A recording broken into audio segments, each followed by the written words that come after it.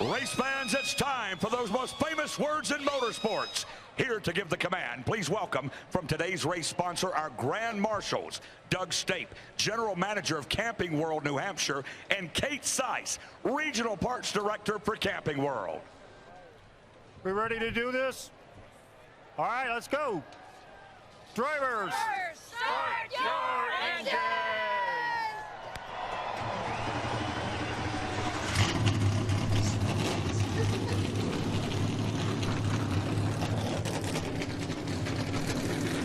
The engines have fired, and it is officially time to make the magic here at the Magic Mile.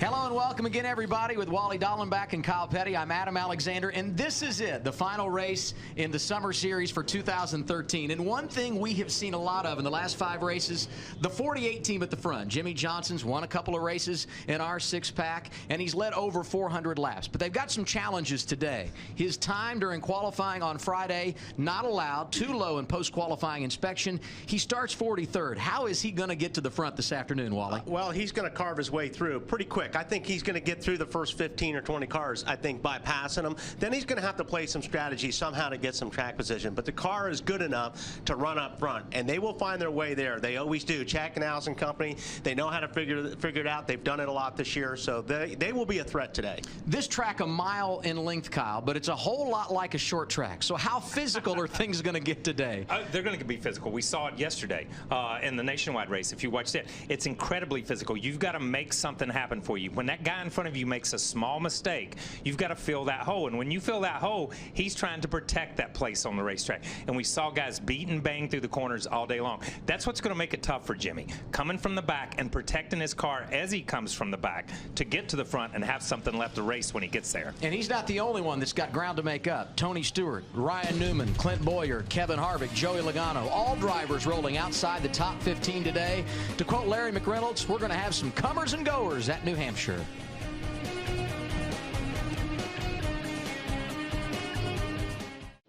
Live in Loudon, New Hampshire, it's the 19th race of the season for the Sprint Cup Series.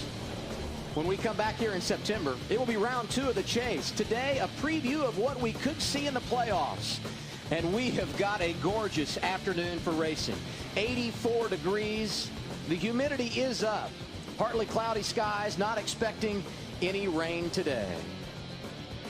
Track position is important. With that, we take a look at our starting grid. On the pole, first pole of the season for defending series champion Brad Keselowski, and alongside a 3-time New Hampshire winner, Kurt Busch.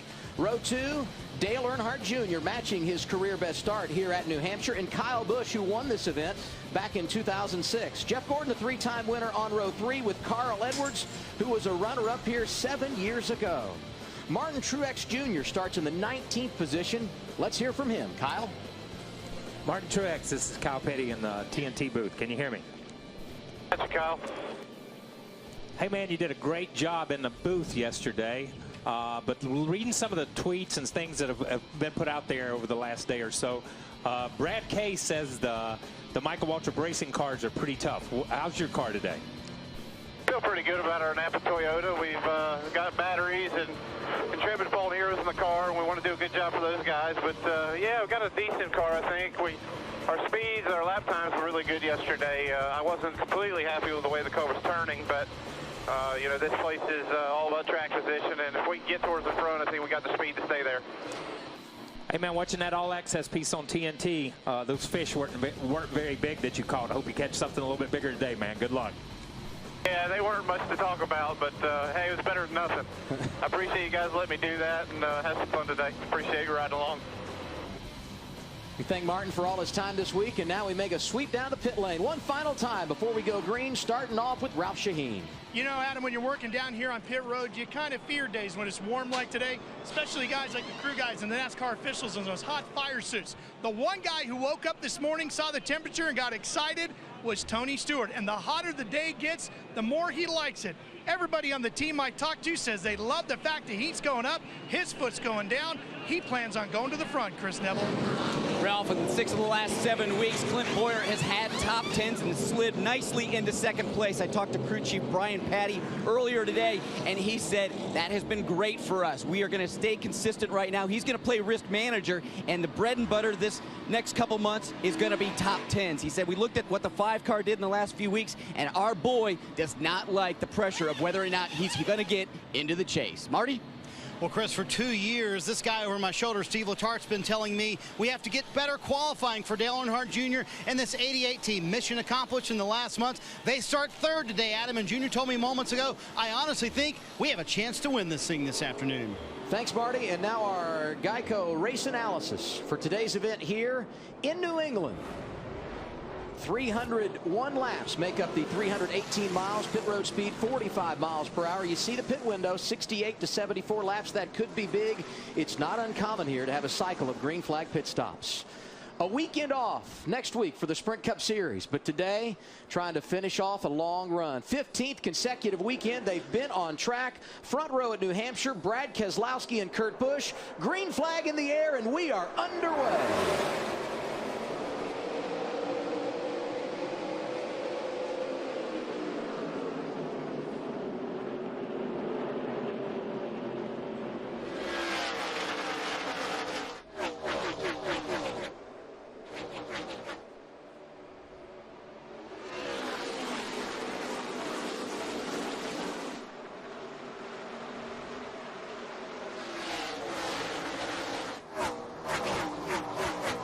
Stepping out of line, looking to the inside of Dale Earnhardt Jr. Jeff Gordon in that mix. Brad Keselowski leads lap 1. Kurt Busch behind him, and Kyle is on the move through the corner.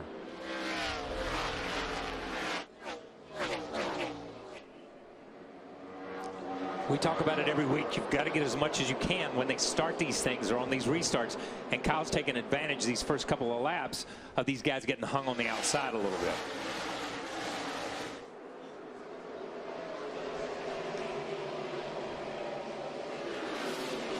Kyle Busch started fourth, picked up third from Dale Jr., and now in the runner-up position going around older brother Kurt. The 18 appears to be hooked up early. Yeah, he's in a hurry. But boy, like Kyle said, this is the time to try to make hay if you can. Every lap you run on these tires, the cars get worse and worse as far as handling goes. But Kyle, this race only 301 laps, so I'm assuming the urgency level pretty high for all the drivers. It is for everybody. We talked about Jimmy Johnson in the opening, starting at the back and having to be aggressive on pit calls. You know, this could be a 3 or 4 stop race when you really get into it. So gambling on pit calls is have an accident down in turn 1. Turn 1 and the first accident of the day. Joey Logano got turned around starting outside the top 20. Disappointment early last week at Daytona. Cut the tire and hit the wall, and once again the native New Englander going to have to try and battle back from some adversity. He hit it pretty hard up in turns 1 and 2. He was running 23rd when he went around and hit the wall. He was involved in a little bit of contact yesterday during the nationwide race. They went 3 wide into turn 3. We'll see what happens here.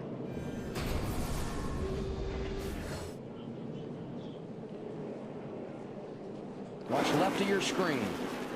Oh, he's out of shape before he ever got to the corner. And now an onboard look from the Shell Pinwheel down Ford. there. Barely down there. Inside. That's still hard to tell if he got any help or not on that. You could see the car just jump a little bit loose there, but it's just hard to tell if somebody got in his left rear or not. Yeah, it is. And you heard the spotters say inside, and you saw the car wiggle a little bit, so you don't know whether he came down or whether he just was outside the groove. Play AT&T's Fastest Driver Challenge by calling **Fast from your mobile phone to predict who will have the fastest times today. Brought to you by the nation's fastest 4G LTE network, AT&T. Rethink possible. 1 year ago at New Hampshire, in this race, we had 3 cautions all day long. 4 laps into today. We've already got our first, and it's for Joey Logano, who got turned around in turns 1 and 2. He has taken his car to the garage. The helmet is off. He's climbing out, and certainly an enormous amount of disappointment for a team that also had problems early last week at Daytona. And this is when he was driving off of the pit lane. Yeah, you watch at the right rear. He spins the car around, just catches the tire changer, and it hit his elbow pretty hard. Yeah. I couldn't tell if it looked like maybe it got his left knee and hip too. It got a little bit of everything. That hurt. Yeah, he's a little bit upset with Joey right there. Joey needed to spin the car around, felt like he did, to get it headed back in the right direction. Well, you're mad. You're sitting there. You're pretty ticked off. And yeah, but you got to be careful with those guys on pit road, because they're doing a job for you, and you got to protect them. It's your job to protect them.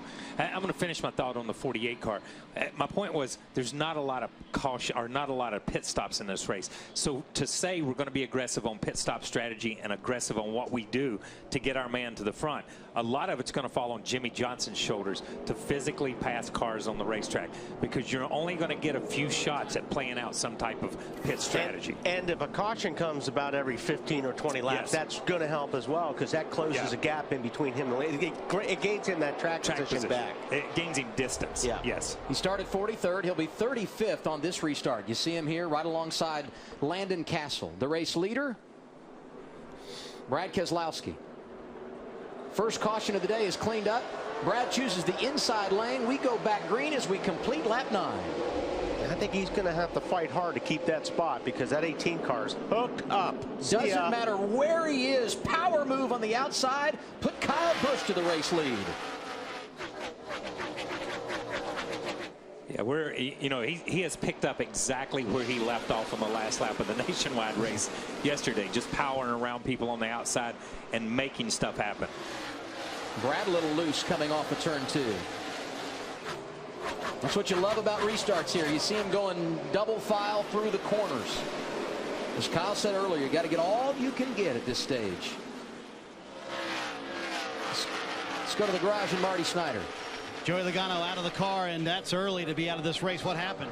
It's tire failure. 2 weeks in a row. Right front last week, left rear tire this week. I'm not very impressed right now with their tire. It's kind of frustrating that 2 weeks in a row we have that. But, they didn't touch anyone. It just blew out. So same thing happened to one car in practice. So just 2 weeks in a row with 2 big hits in the points. So we really got our work cut out for it now. He mentions that big points hit. That's going to be tough for these guys trying to make it into the chase. It was Jay Hackney, his rear tire changer, that he did hit. And I talked to Jay. He's fine, guys. So just wanted to give you that report as well, Adam. But one thing that you have to keep in consideration is the low pressures that these guys run in the tires, and that could be some of the problem with the tire going down as well. Hey, Wally, there's no question. If you have a tire failure on lap 5, either you ran over something and cut it, but we saw his teammate Brad Keselowski in practice yesterday in that 2 car.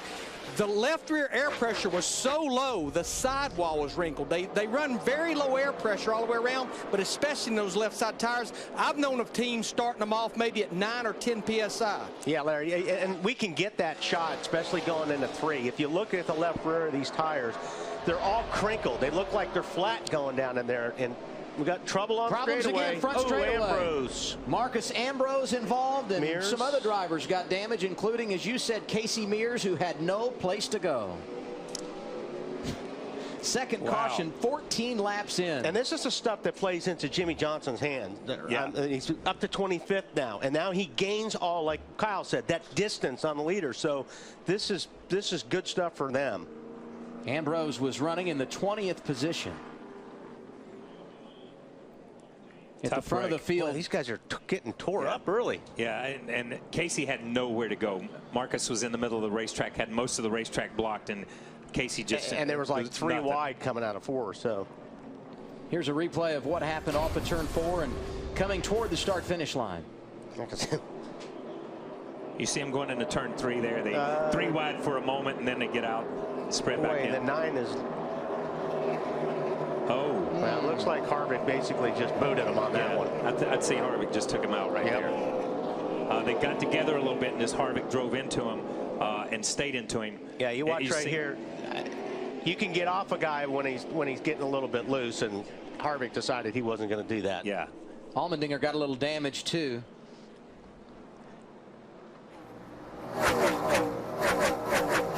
Watch Almirola and Stenhouse sneak through unscathed. Wow.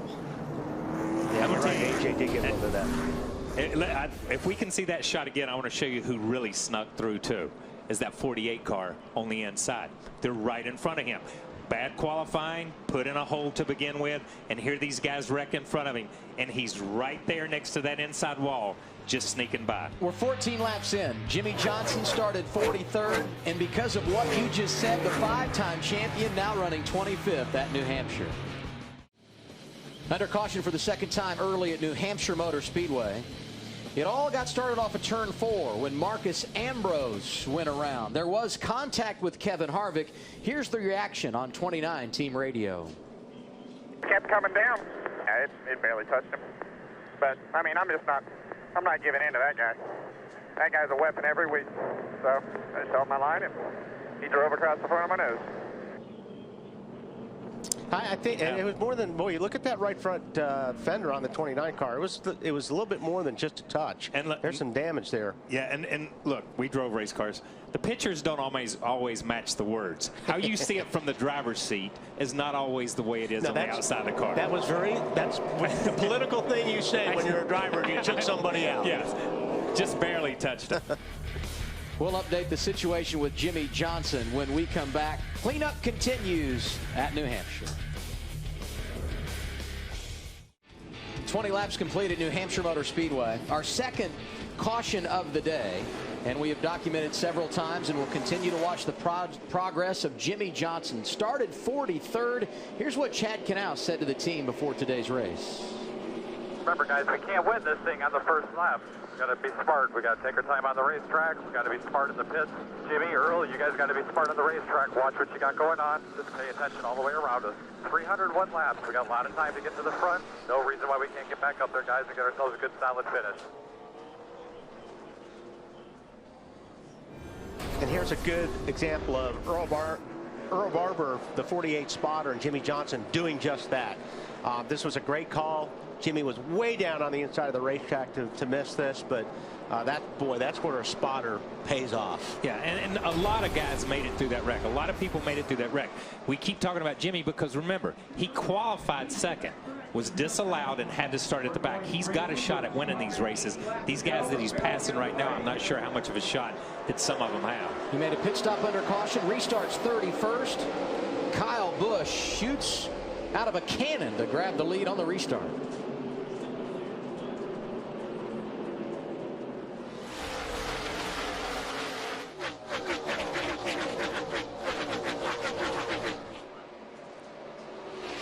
Somebody it's racy early. Dale Earnhardt Jr. inside of Jeff Gordon. They're battling for 4th on track.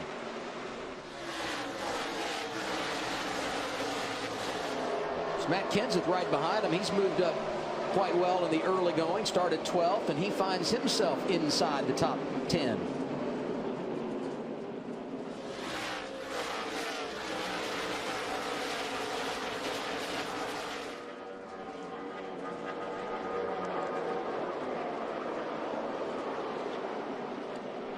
Jimmy Johnson restarted 31st, had been as high as 25th, but they elected to come down pit road there under caution, Larry. Well, Adam, this is what you and I talked about at the very beginning of the Countdown to Green pre-race show. They're trying to get off sequence. In their perfect world, we'll go about 15 to 20 laps here and get another caution, knowing most of the leaders will pit. Then that 48 car, Jimmy Johnson, they will stay out. And always a tactical general on top of the box. You can hear no panic and how smart they are looking at the overall picture of this race. After the first caution, Jimmy was asked how good is the race car and can he get up through the pack easily? You can hear the confidence in Jimmy's voice. He said absolutely, shouldn't be a problem. And Matt, he wasn't the only one to come down and make a pit stop under caution at lap 15. Eric Almirola did the same. So did Martin Truex Jr. And Truex, the best of that group, scored in the 25th position right now. Johnson for another spot inside of J.J. Yaley. And that's why these guys are so good at what they're doing. When they come from the back, is that they are patient. You just watch the way the 48 is approaching each car. He's giving them plenty of room. He's not forcing the issue. He's got time yet. There's Harvick and Biffle for 17th and 18th. McMurray and Ricky Stenhouse Jr. right behind him, Matt. More necessity than going for a strategy move. The 56 team of Martin Truex Jr. He had debris on the grill. Water was climbing. It was over 265 degrees, so they took the chance to clean the grill. And also an update for you on Martin's little friend Austin. After our all-access piece aired, Kelly Earnhardt, Dale Jr.'s sister, texted Sherry Pollock and said, "No worries. Tell your little buddy some Dale Jr. diecast is on the way." The drivers in the NASCAR garage do a whole lot of good for a whole lot of people. And certainly in our all-access piece today, we found that out about Martin Truex Jr. In front of him, 2000 Series champion Bobby Labonte to the inside of David Gilliland. That's for 22nd. Already 2 cautions today. The second for Marcus Ambrose after contact with Kevin Harvick. He continues to sit in the garage, scored right now in the 42nd position. Marty? Adam, yes, both Marcos Ambrose and Casey Mears back here in the garage area. You see the work going on Ambrose's cars. Both drivers have decided to stay in their cars. Of course, we'd love to get a comment from Ambrose about what Kevin Harvick had to say on the radio, but Ambrose has decided to stay in the car, and a lot of work to be done to get this 9 car back in the race, Adam. And Marty, last week running inside the top 5, a threat to win at Daytona. That contact late when he and Jimmy Johnson, Casey Kane all going for the victory. He got damaged, had to come down pit road. Pretty much ended his opportunity at a win Saturday night. Good battle for 5th. Dale Earnhardt Jr., Matt Kenseth. It's not one of the better tracks for Kenseth, but he looks good today. Started in the 12th position. He's up to 5th right now, Chris. Yeah, he's had a steady climb up to 5th, and he's saying that that car is working real well. He admits that this is not one of his best racetracks, but JGR is strong here, and both Kyle and Denny are strong here, so he's really been just trying to learn from those guys, and obviously it's working.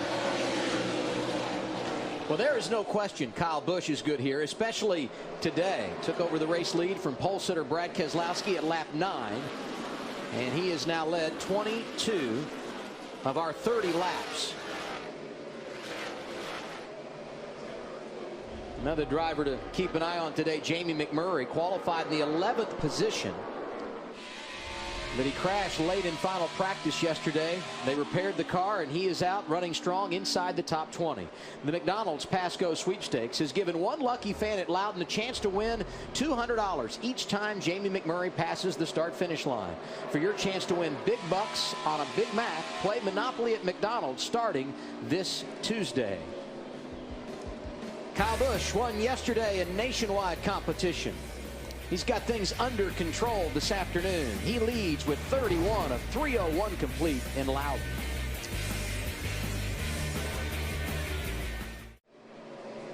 Kyle's advantage now over second place Kurt Busch, 1.4 seconds. Pole sitter Brad Keselowski has dropped to 3rd. He is 1.7 seconds behind the race leader. Yeah, I think his brother's catching him a little bit here every lap. What's going on early in the 18 camp, Marty? Well, I talked to Kyle right before he climbed in the car, Adam. I said, what did you learn most from the nationwide race yesterday in that win that you guys have talked about? He said, find clean air as soon as I can. So that's why Kyle Busch was in such a hurry to get to the front. It means everything here. In fact, he said, this cruise, guys, feels like a lot like the cruise yesterday. And that obviously netted good results for Kyle Busch. He's doing all of this with a staticky radio. Every time Dave Rogers or the spotter keys the radio, it's got a lot of static in it. They tried changing channels. They tried changing radios. It got a little bit better, but he still has to deal with it every time they come on the radio. But Wally, that's a good thing about leading. You don't have to be on the radio much when you're leading, do you? No, you just cruise around. That's the best part about being out front. Like I said, you just running your own laps. You have nobody to really deal with. There's Marcus Ambrose back in the race. Now, he could be just trying to get some points, or he could be looking for a certain someone. You're always stirring it up, aren't you? Yeah, well, I mean, hey, listen, when you get taken out like that, trust me, it's not something you just forget about. He's 25 laps down, and I got to say the team did a great job of repairing that car in very quick fashion.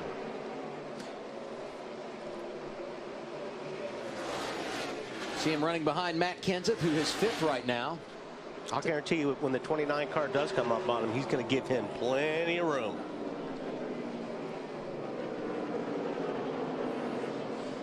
Mentioned coming into today's race, There are several drivers got great resumes, haven't won in 2013. Two of them right here. Kurt Busch, who after a solid effort last week in Daytona finds himself top 10 in the championship for the first time in over 50 races. And right behind him, Brad Keselowski, the defending champ, solid in the top 5. We haven't said that a lot lately, Ralph.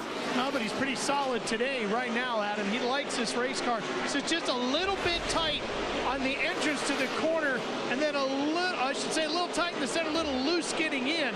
But when you hear spotter Joey Meyer talking, he says, well, you look good. In fact, you're running better times than the guys in front of you. So he's slowly chipping away and reeling him in, beginning with Kurt Busch right in front of him. Yeah, but we talk about those two teams, and the expectations of those two teams coming into this year were 180 degrees apart. I think the two car thought they could come out, defend that championship, start winning races out right off the bat, and have a stellar year. I think that 78 said if we win races, if we make the chase, it's going to be a successful year for us. I think the 78 is more on track to make their season what their expectations were. The two has to get back on track.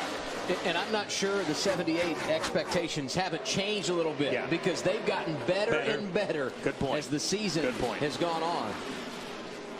And you look at Kurt Busch and his climb. Remember Michigan a few weeks ago? Great race car, slammed the wall off of turn 2, dropped to 20th in the championship.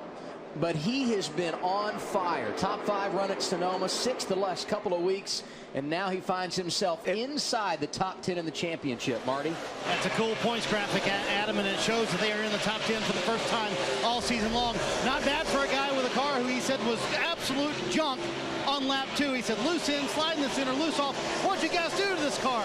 I would say they've gotten it a little bit better, obviously, the longer this run has gone on, Adam. Trust me, Marty. All drivers complain. I'm up here with 2 of them. That hurt. That hurt a little bit. Kurt looks good. He's running 2nd. It's younger brother Kyle who leads 45 laps in at Loudon, New Hampshire.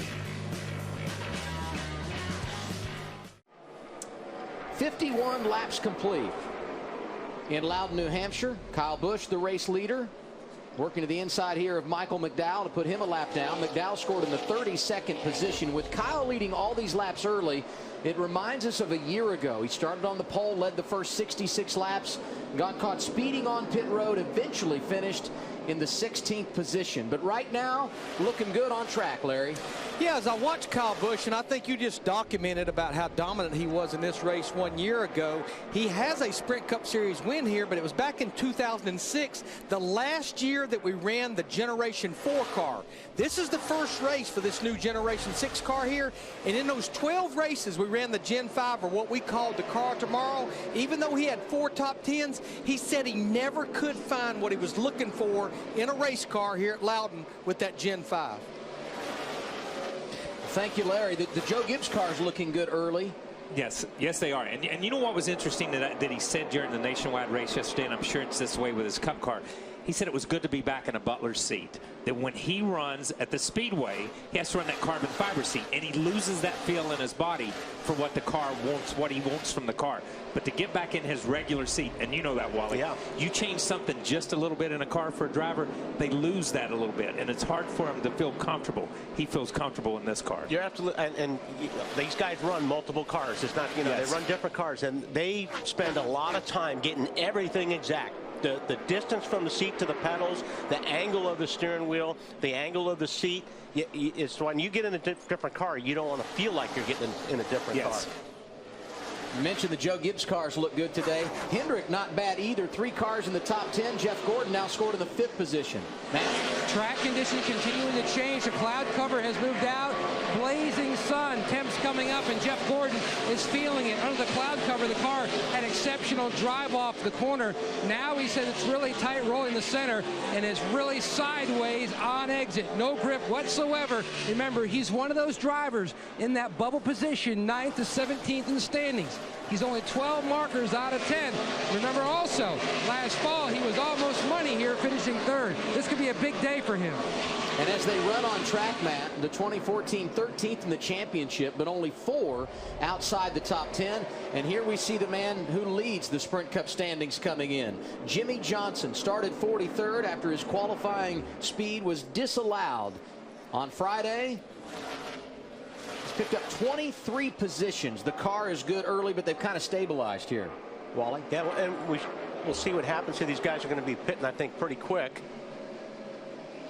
And obviously, they've got a little bit more fuel on board than everybody else, but you've got to catch the cautions right. I mean, certainly. And you say they've got more fuel because they pitted at lap 15. Right. So our graphic a little bit deceiving when you consider the cars that they've not only passed in the running order, but what they've done since they pitted. He has gone by 31 cars today, and we've only completed 57 laps. Yeah, and they get harder to pass in this part, of the field right now. I mean, he's coming up on better cars. So we figured he'd get to this point fairly quick. Now it's going to get a little bit tougher. So we've talked about Gordon, we've talked about Johnson, now Casey Kane, who won this race a year ago. Chris? Adam, you talk about another team that desperately needs a good finish in the last 7 weeks. This team has gone from 5th to 12th in the standings. Matt just talked about the sun popping out. Well, since the green flag dropped, this track temp has gone up 20 degrees. It's now 120 degrees on the track surface. And Casey Kane said he could use a little bit of help getting off the corner. But mainly his biggest issue is he's having a very difficult time when he's trying to get around people, trying to find a spot where there's some grip. Won't be long before they're coming down the pit lane to get the cars all fixed up and help the handling, Chris. We're 59 laps into this one. The Coca-Cola in-car camera on Race Buddy lets you ride shotgun with a Coca-Cola Racing family driver. Go to NASCAR.com and check out the Coca-Cola in-car camera on Race Buddy. You're watching NASCAR on TNT. 65 laps complete at the Magic Mile, and there is a new man in charge. Kurt Busch taking over the top spot while we were away. Going around younger brother Kyle. In fact, Kyle has slid back to third. Brad Keselowski got around him. Here's the change up front. You see, Kyle's just got a little bit loose getting off the corner. Sounds like his car has been doing that for the last little bit. Obviously, Kurt got his car working really good on the long run. Yeah. Where the 18 is better on the short run, but they'll come in on this next pit stop and they'll make whatever adjustments they can. But you want to be good on the long runs here. Yeah, and the 18 is dropping right now, which shows that the 18 is really good on a short run. Is that good or bad? It depends on how the race plays out. He really dominated the first 20, 30, 40 laps of the race as you look at it. But then these guys are in it for the long haul, and they kind of come back by him, Kyle's reported, as you saw him come up off the corner, that the car's a little tight coming off and then snaps loose. And that's hard to control at this point in time. We're getting close to pit stops. Maybe they'll make an adjustment or look to try to correct that. Or if they want to stay good on a short run, they'll just live with it. Yeah, and he just got loose again, so I think he's going to be wanting to get to pit lane as soon as possible. Marty, he's gone from first to fourth in about 7 laps. Well, to the boys' point, we're real close to pit stops, about 5 laps for Kyle Busch, maybe even sooner because the car very ill handling right now. It does snap loose, as Kyle mentioned, off of the corner, and he said it really changed when the sun came out. So I think it's a combination of things that Dave Rogers has to deal with. Number one, sunny and bright right now, as Matt mentioned earlier, that has changed the complexion of the racetrack. And number two, they're clearly not as good in the long run as everybody else. Yeah, and he does have issues that they're going to have to deal with, multiple, but he can fix the car, but even the great Larry McReynolds can't fix the sun from coming out. I mean, it's going to come out, and you're going to have to deal with it as the day goes on. And if you look outside, it's not like the clouds are just going to blow through. It's going to be sunny the rest of the day. It's very cloudy today with holes that the sun's going to come through. So they'll be chasing this all day. And how about that? When we started the race, 84 degrees air temperature. The track was at 100. A couple of degrees up on air temperature now, but 120 the track temp. Yeah, and race fans at home probably think that doesn't mean anything. How big an issue can that be? Remember, they'll put a quarter pound of air in the tire and change the way these tires. They'll put a 16th or a 32nd shim in a bump stop and change the way these things drive. They're so close to being right or wrong. The temperature change of the track, the sun coming out, the sun going in, totally changes the way these guys approach the race and how it handles. There was a tire test here back in the spring, Wally, and Clint Boyer was incredible when they came up here to test the Goodyear tires. And I asked that team, bring the same car back here? They said yes. But you have to understand, a lot cooler when we were here testing, alluding to what we just talked about. Yeah, to Kyle's point, if it would have been the same temperatures that, it was when Boyer came up here and tested, he'd probably run in the top 2 or 3. This track, all racetracks are pretty temperature sensitive, and this is definitely one of the top 3. Mentioned Clint Boyer. He's won twice at this track. He was the first car out in qualifying on Friday. He's running 14th right now. Let's go to Ralph Shaheen. Pit stop's underway. Well, this is the start of it, Adam, and the first one in coming down to my end, which is the first 10 spaces, is the number 1 at Jamie McMurray. He comes to a stop. They're going to go change tires, take fuel. They're going to do 4 here, Matt. Greg Biffle telling his team he needs significant help rolling the center of the corner. The car way too tight. Track bar adjustment and air pressure for him. Meanwhile, the 11 of Denny Hamlin pulls to a stop as well. His car had trouble rolling the center and slick on exit. Air pressure change for the 11 also. You can see chassis adjustment, Chris. Clint Boyer in the 15. He's started 20th today, ran it up to about 14, saying the front end is chattering and he's kind of stuck back there.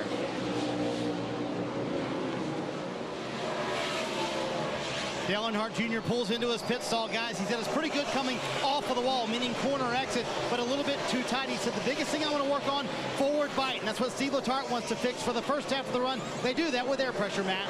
And the 48 of Jimmy Johnson brings his car down the pit road. Jimmy needed help on entry and exit the car a little on the free side. Meanwhile, possibly an issue for the 11 of Denny Hamlin. Conversation with officials. Ralph, they may have a lug missing. Kevin Harvick is in here, Matt. They're going to make a chassis adjustment on the right rear. They're going to take tires on both sides of this car, Marty.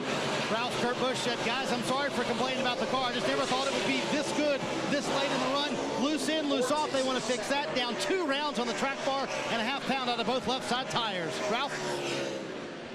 Tony Stewart is in. They're going to take tires on the right side to begin his run. He loves this heat. So when this sun popped out, that was what he was looking for. Get this trick. Just track good and slippery as he takes 4 tires and fuel, Chris. What a run for Matt Kenseth all the way up to 3rd. He said he has the car that can definitely challenge for the front, but he's having to wait on the throttle a little bit too long in the center of the corner. And as Matt Kenseth makes an exit, you see Carl Edwards on pit road. Denny Hamlin back in. Matt alluded to it, and they got problems. Matt? They hit the lug on that left rear, Ralph. Meanwhile, the 24 is on his way. What do you have? Brad Keselowski's coming in. This car has been really good. He's been running very good lap times, hanging right up in the front of the field, and they're very, very solid and very happy with this car. Pit stop going for him, 4 tires going on this car, and a little bit of a chassis adjustment, Matt. And Truex is already away. They made a chassis adjustment to try to help get more grip. Jeff Gordon's in. Loose on entry under braking, also loose on exit. Significant changes for the 24. Denny Hamlin had to come back down pit road. So did Brian Vickers. Equipment leaving the box, the penalty for the 55. Yeah, Denny came in. I believe he was running 7th. Not sure where this is going to put him, but it's going to put him deep in the field, having to come back in. Vickers was scored in the 19th position when he came down pit road. And when the cycle of green flag pit stops began, and now we get a caution at lap 75 for debris, our 3rd of the afternoon. Wedge up in high in turn 1 that we'll go get. Yeah. Hey, guys, Jimmy Johnson found it interesting. Now, he could have run to about lap 89 or 90 because, remember, he pitted on lap 15. But what they're making sure that they didn't do is go too far on those older tires and lose a lot of ground. They want this. We talked about them wanting to get off sequence, but right here they wanted to stay on sequence as far as fresh tires versus all the competitors. I was wondering why they came in. And Larry, I think when this caution, it played right into their hands. If they hadn't pitted and stayed out there, they would have lost all that track position because everybody else has pitted. Exactly. I mean, this almost ended up being a perfect world for them right here. Yes. They are a lucky bunch. They gained 4 spots in that cycle right there. Yeah, I mean, and it's exactly what it is. Lucky if that caution came just at the right time. Jimmy Johnson started 43rd. He's now 14th. Kurt Busch leads. 79 laps complete at New Hampshire. And now our nationwide caution count. Already 3 today. You look at the last 3 races here, only 1 caution before lap 30 in each of those. What's this mean for late in the race? Could be very interesting down the stretch here this afternoon. Going to go back green as we complete lap 82. The Busch brothers, Kurt and Kyle up front for the restart. Good start by Kurt. Yeah, no kidding. I think he knew he better Yeah. That 18 being strong on the short run.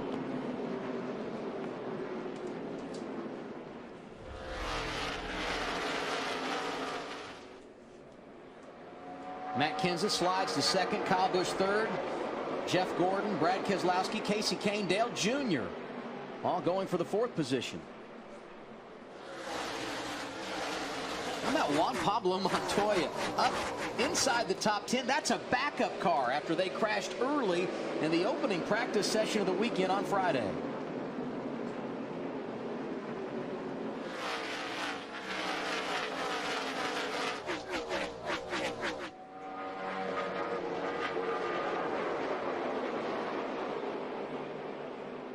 Teammates going at it. Dale Earnhardt Jr., Casey Kane.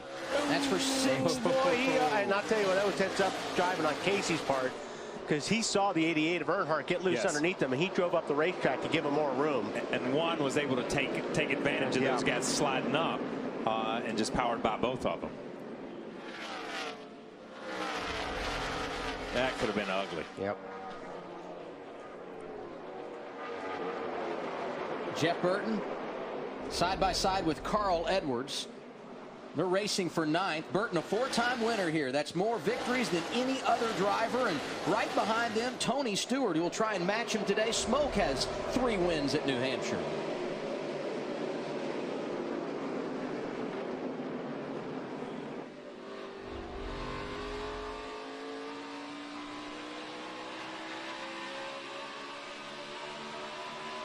Riding with Clint Boyer here.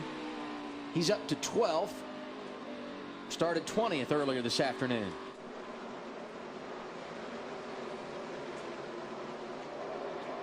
See the progress of Jimmy Johnson working the outside of Jamie McMurray. The 5-time champion continues in the 14th position. That's where he was on the restart. Boy, he came across the front of that one car. Thank you, Jamie, for not wrecking me. Yeah. Good thing Kevin Harvick wasn't there, right? Remember what he said earlier? I think Jamie saved him right there just a little bit. I'm not sure that Jimmy knew that he was that close. We saw a minute ago the 5 cars slide up when he and Junior got a little free there, and Juan go back by him, and you see the 5 battle back, trying to take that position away. Jeff Burton kind of doing now what Montoya did a few laps ago. There we go. I knew that was coming. Little contact there. 5 and 42 might have brushed against each other. Well, the 42 came, 42 drove down pretty tight on the 5 going down into the corner, and that's just basically not giving the other guy room. So. But that's what you have to do now. You can't continue to run laps side by side, because the guys behind you catch up incredibly fast, and it bunches up there, and the guys in front of you, you see them drive away, and these guys are so close when they get clear track to run at the same speed. You can't lose that distance on the track.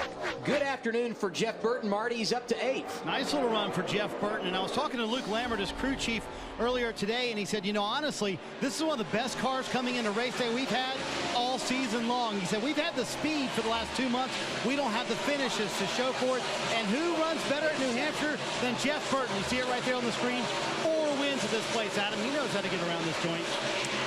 Well, and his teammate, not bad here either, talking about Kevin Harvick, who was inside the top 10, but pitted a second time under that last caution because of some contact. So he restarted 24th, and the 29 machine now scored in 22nd as you see him go to work here on Bobby Labonte for 21st. And Brian Vickers, who had that penalty making a cycle of green flag pit stops a moment ago, a lap down in 27th. Denny Hamlin also penalized. Had that lug nut missing. He's the first car 1 lap down in 26th. Everybody chasing Kurt Busch. He's got a half a second lead over Matt Kenseth. Play AT&T's Fastest Driver Challenge by calling ** Fast for your mobile phone to predict who will have the fastest times today. Brought to you by the nation's fastest 4G LTE network, AT&T. Rethink possible. Kurt Busch leads as we close on lap 100. Matt Kenseth running second right now, and in the 3rd position is Kyle Busch. He led 54 laps early, but some frustration in their camp. We'll get to that in a moment. First, let's hear from crew chief Larry McReynolds. Well, Adam, Adam, it was well documented before that green flag stop that Kyle Busch in the 18 was falling backwards. Marty Snyder was telling me during commercial break that here on the inside of the right front tire that they were starting to get some blistering right there, which means the temperature was way up on the inside of that tire. Now, it's from running a lot of right front camber. Here's what camber is. If you look at this straight edge here, this right here is negative camber. It's about 8 or 9 degrees. The reason teams run that much negative camber to right front, these flat corners, is to help the car turn and rotate. But on these long straightaways, it's running right on the inside edge of that right front tire, and that's where it's going to get in trouble. What could concern me, Adam, is the fact that his car was a little loose. If they tighten it up, that's going to put more pressure on this right front tire. There's not a lot you can do to get more camber out of it during a race. Thank you, Larry. And now let's listen to what Kyle's saying on the radio this a few minutes ago. Tony said you're moving around a little bit. Last 3 laps have been the same as the leaders. Yeah, no. Sight center does not turn. Inconsistent exit. Oh, but hang with me. Clouds are rolling back in. We should end this race under cloud cover. That's where we're at our best. It's like Larry was saying, there's not a whole lot you can do to change that. And that's going to happen pretty much every time they get on a run towards the end. Yes. And so he's going to be fighting that. Yeah, and the only thing the driver can do is lay off of it in the beginning and not abuse it early on. Okay, you know what I mean? Not put that much heat in it. We saw him be very aggressive when the race first started. He drove from 4th to 1st in those first 10 or 15 laps and used up all the good. But he's talking about the car being a little free in, tight in the middle. He's not going to fix that camber. You can't physically take that camber out.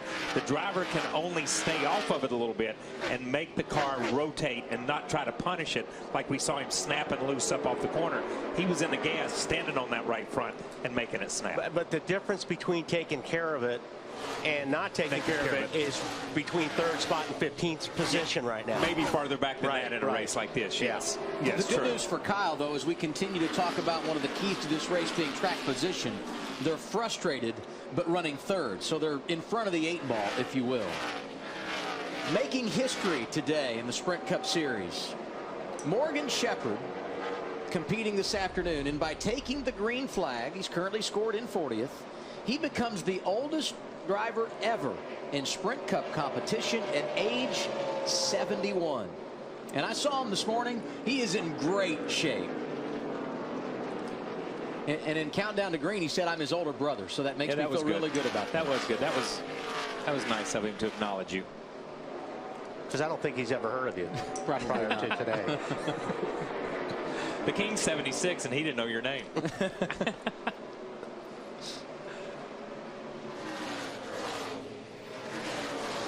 Matt Kenseth looks solid today, Chris, in the runner-up position.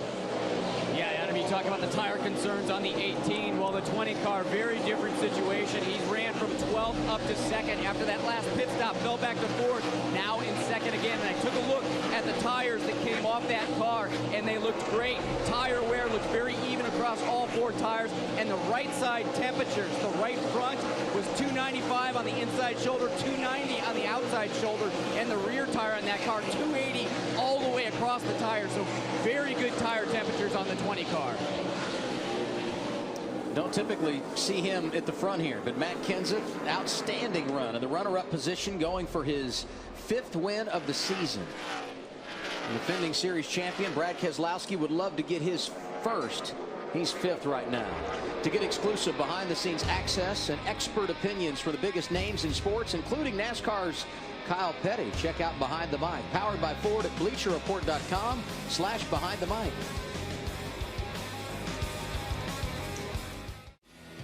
The New Hampshire Motor Speedway in Loudon, New Hampshire, hosting race 19 on the 2013 schedule for the NASCAR Sprint Cup Series.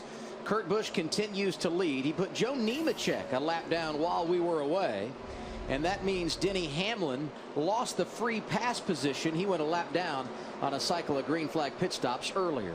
Let's go through the field. Brought to you by McDonald's. Here's Marty Snyder. Well, Adam, talking to Todd Berry, the crew chief for Kurt Busch earlier today, he said, honestly, late with Kurt, we've just been trying to get him to settle down a little bit and calm down. Don't force force the issue. I asked Kurt about that. He said it's true. Sometimes I drive 101%, and that gets us in trouble. Michigan, a good example of that. He said, I don't need to force this first win of the season. I just need to let it come. Looks like it might come today, Chris. Well, Matt Kenseth having a great run. He said the car is good early in the run and good late in the run. So he's got a fantastic car at a track he typically doesn't do well at. I spoke with Jason Radcliffe earlier, and we talked about the team sliding back to 6th in points. He says, we're just seeing some peaks and valleys during this early part of the summer, but he's not worried about it because he said the guys up front have just been really consistent those first 5 in the points. Marty? Chris, you heard that terrific radio conversation between Dave Rogers and Kyle Busch a little bit earlier. He came on the radio and said, our car will be better when the clouds do finally roll in. So far, that has not happened, and Kyle came on the radio, said, nope, car not much better. He said, use your brake bias to help adjust the car, Matt. Jeff Gordon, the 24 machine, gained 2 spots on the restart. He told Alan Gustafson we had really improved the race car rolling through the center, but now it's much looser on entry and also on exit. Ralph, he's just holding station, looking ahead to their next stop. Well, next in line, Matt, is the reigning champion, Brad Keselowski, in that number 2. He's currently 13th in points. He made a track bar adjustment on that last stop to fix a little bit of a loose on entry. And 13th in point, he's happy to know that he's got 4 top 10s, including the last 3 starts here, which could really help him pick up some more points here this weekend, Marty. Ralph Dale Earnhardt Jr. back in the 6th position. He came on the radio 1 lap ago, said the car's a little bit too tight, rolling in the middle of the corner. I talked to Steve Letarte this morning, and he said, we've been happy with the speed in this 88 car the last 2 months. It seems every time we're in contention to win, just like we are today, we can't finish the race. That's what I want to get out of today, is a nice finish. Behind him, Jeff Burton having a terrific run in the 7th position. Car just a little bit too loose for Jeff Burton. This team would love a top 10 today. In fact, his last New Hampshire top 10 came in 2008, Chris. Kane has been running around in 8th all day. I spoke with Kenny Francis earlier today, and he said it's been frustrating the last couple months. He said the performance is there, and the Hendrick cars are awesome right now, and they're just in this cycle of bad luck. He said it is just so frustrating when you've got great cars, but you're just got that monkey on your back. Ralph. Chris, Tony Stewart started the day in 16th. That sun popped out. He continues to march forward. The last round of adjustments, along with 4 tires and fuel, really helped the 14. He just came on the radio and said, we are much better, Matt. He's already up to 9th. Ralph, a nice recovery by Juan Pablo Montoya in the 42 machine, crashing his car during practice, started in the top 10, and that's where he runs. The last run, he's telling his team that they've lost more of the drive off. The car much more free. This run on exit. Chris Heroy told me, Larry Mack, they feel like this could be a great stretch for them. Yes, they're in that window to try to score a wild card spot, and Montoya's got 3 great tracks coming up where either he's won or should have won. Indy, Watkins Glen, and Pocono. Could be a big bonus point stretch for them. Well, Matt, we're about 30 laps from halfway of this 301-lap race, and we told you in our Kelley Blue Book Insider analysis the thing we would be watching. Can the 48 Jimmy Johnson go from 43rd, starting dead last, to win this thing? He's passed a total of 35 cars, but what I've noticed in this run right here, he restarted in 14th, he's fallen back to 15th, and now he has his hands full of Ryan Newman. It's kind of stalled out right here. This is not the type of race that will let him win this thing. He's going to need more cautions. And one of the drivers that he got around in that run to the top 15 was Martin Truex Jr. We followed him all week with All Access, and now we go inside tracks. The 56 crew chief is Chad Johnston.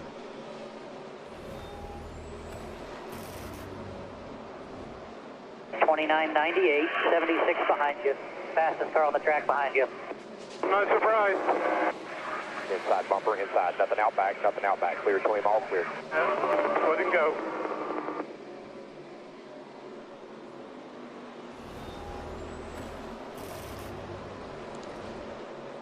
Well, this is a track that can change a lot over the course of the day. We're 120 laps in as we look at the battle for the 4th position. You got Brad Keselowski going after Jeff Gordon. That didn't take long.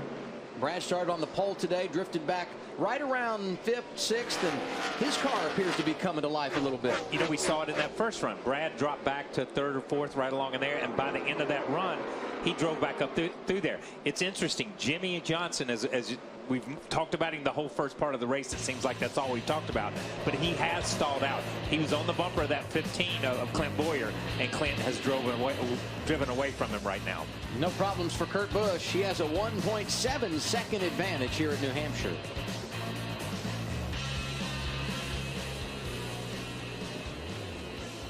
And we'll stay here as we get our fourth caution of the day. It comes out at lap 122, and it's a problem for Denny Hamlin. Had the issue on pit road, missing lug nut, had to make an unscheduled stop, and now a right front tire, it looks like.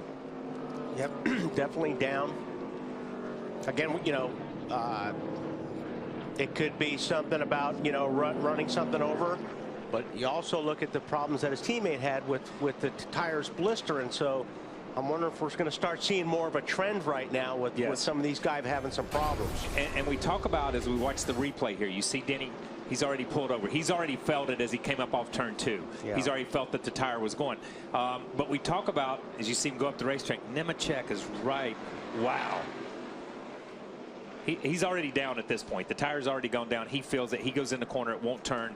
You see Nemechek go the outside of him and just barely squeaks by. And when a tire blisters, what it feels like, you know, for a driver, it feels like you're on ice. There's no grip on that right front, and it just, you know, it just slides. And Denny was just about in position to take advantage of the lucky dog, and so you know he was pressing hard to be the first car one lap down, and he ends up being the caution. Pit road is open. Here they come, Chris. Yeah, Matt Kenseth running second. He told the team, I need a little bit more forward bite, but don't waste any time on this pit stop. Also clean the grill. He's starting to get a little bit of a long brake pedal. Marty. Chris, your leader, Kurt Busch, on the top right of your screen. He said the car got a little too free as we went along. 0.3 of a pound of air pressure out of the right rear, Matt. 4 tires. Jeff Gordon lost one spot right before the caution. Hit pit road in the 5th position. Ralphie says his car will not turn down in 3 and 4. He barely touches the gas in 1 and 2, and it goes sideways. Air pressure change for the 24. Crew Chief Paul Wolf said no, left tires are not wearing much, so they decided to go with just 2 for Brad Keselowski. He's been losing just a little bit of drive off the corners. They got him fixed up, ready to go with 2 rights and fuel. A mixed bag. Some going with 4, others going with 2, including Dale Jr., who picked up 4 positions. Under our fourth caution of the day, the free pass goes to David Reagan. Jimmy Johnson got 4 tires under caution. He will restart 16th. Here's what they're saying on the radio. We're about 2.5 tenths off where we need to be. I mean, I'm tight over in the center of 3 and 4, but loose everywhere else. I don't know how to go at it. Okay, we'll get you figured out here, homie. Come on, man. Don't give up on me now. No, never see that. I just don't know what to tell you to do to it. Come on, fix it. We're going to go to the front, man. Come on. That's what you like. Hey, that's what you want to hear from your crew chief right there. That's what you want to hear. But it's reminiscent of a time up here, maybe it was last year or the year before, when Chad was giving him a pep talk and Jimmy told him to shut up and let me drive the car. I mean, and it's kind of what Jimmy's just searching. He's saying, I'm loose in, but I'm plowing down here in 3 and 4, but I'm free in and free off. That's the worst feeling. That's hard to fix. That's hard to fix. It's the worst feeling for a driver to just be on ice going in and then go to a dead push and then be on ice coming off the corner. Kurt Busch was the leader when the caution came out. He got 4 tires, as did brother Kyle. They restart 7th and 8th. On the front row, Matt Kenseth, Dale Earnhardt Jr. Top 6 on the restart. Got 2 tires. Yeah, and that's going to be real interesting to see how that. We're about to find out how important tires are right now. Because the guys that just took 2, and granted, the guys that just took 2 are handling a lot better as well. The thing is, it's going to be interesting to see the track position, because by the time you take 2 and you get that track position and you're up there, has the guy with 4 tires already used the good out of his tires, and it equalizes itself at some point in time. And this a little bit goes back to the conversation I have had so many times in the last few weeks, Wally, and that is, if you take 4 now, are you setting yourself up to be able to take 2 later? That's how I'm always looking at it. It's like, if you take advantage of the 4 while you're under caution. So if you have to go later on 2 and you have to make a stop on green, it's going to save you that much time. See Kyle and Kurt side by side. They both, as we said, got 4 tires when they came down the pit lane a moment ago. Right now being held up by Juan Pablo Montoya, the final car inside the top 5.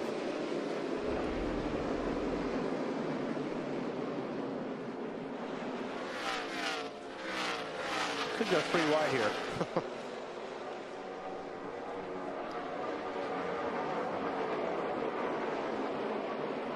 That's a pretty strong move after a restart to pass somebody. 42 sliding up the racetrack, and we saw the 42 slide up the racetrack into the 5 before when it was he and Junior and all those guys racing. And that's just driving it in hard. You drive that car in a little bit harder in the corner, and the cars have a tendency to slide up the track. Lack of grip. Kyle Busch got him outside, Kurt Busch on the inside, and now Carl Edwards knocking on Juan Pablo Montoya's door, and he shuts the door on Jeff Gordon, who was looking to the top side.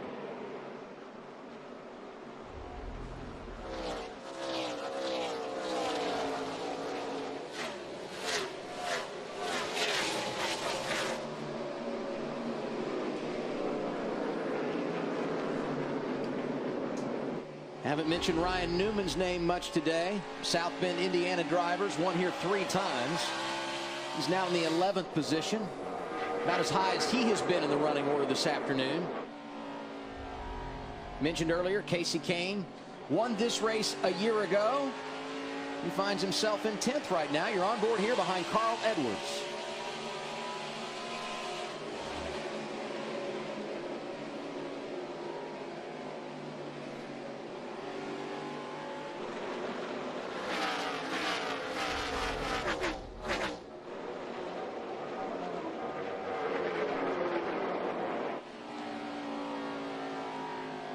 Case.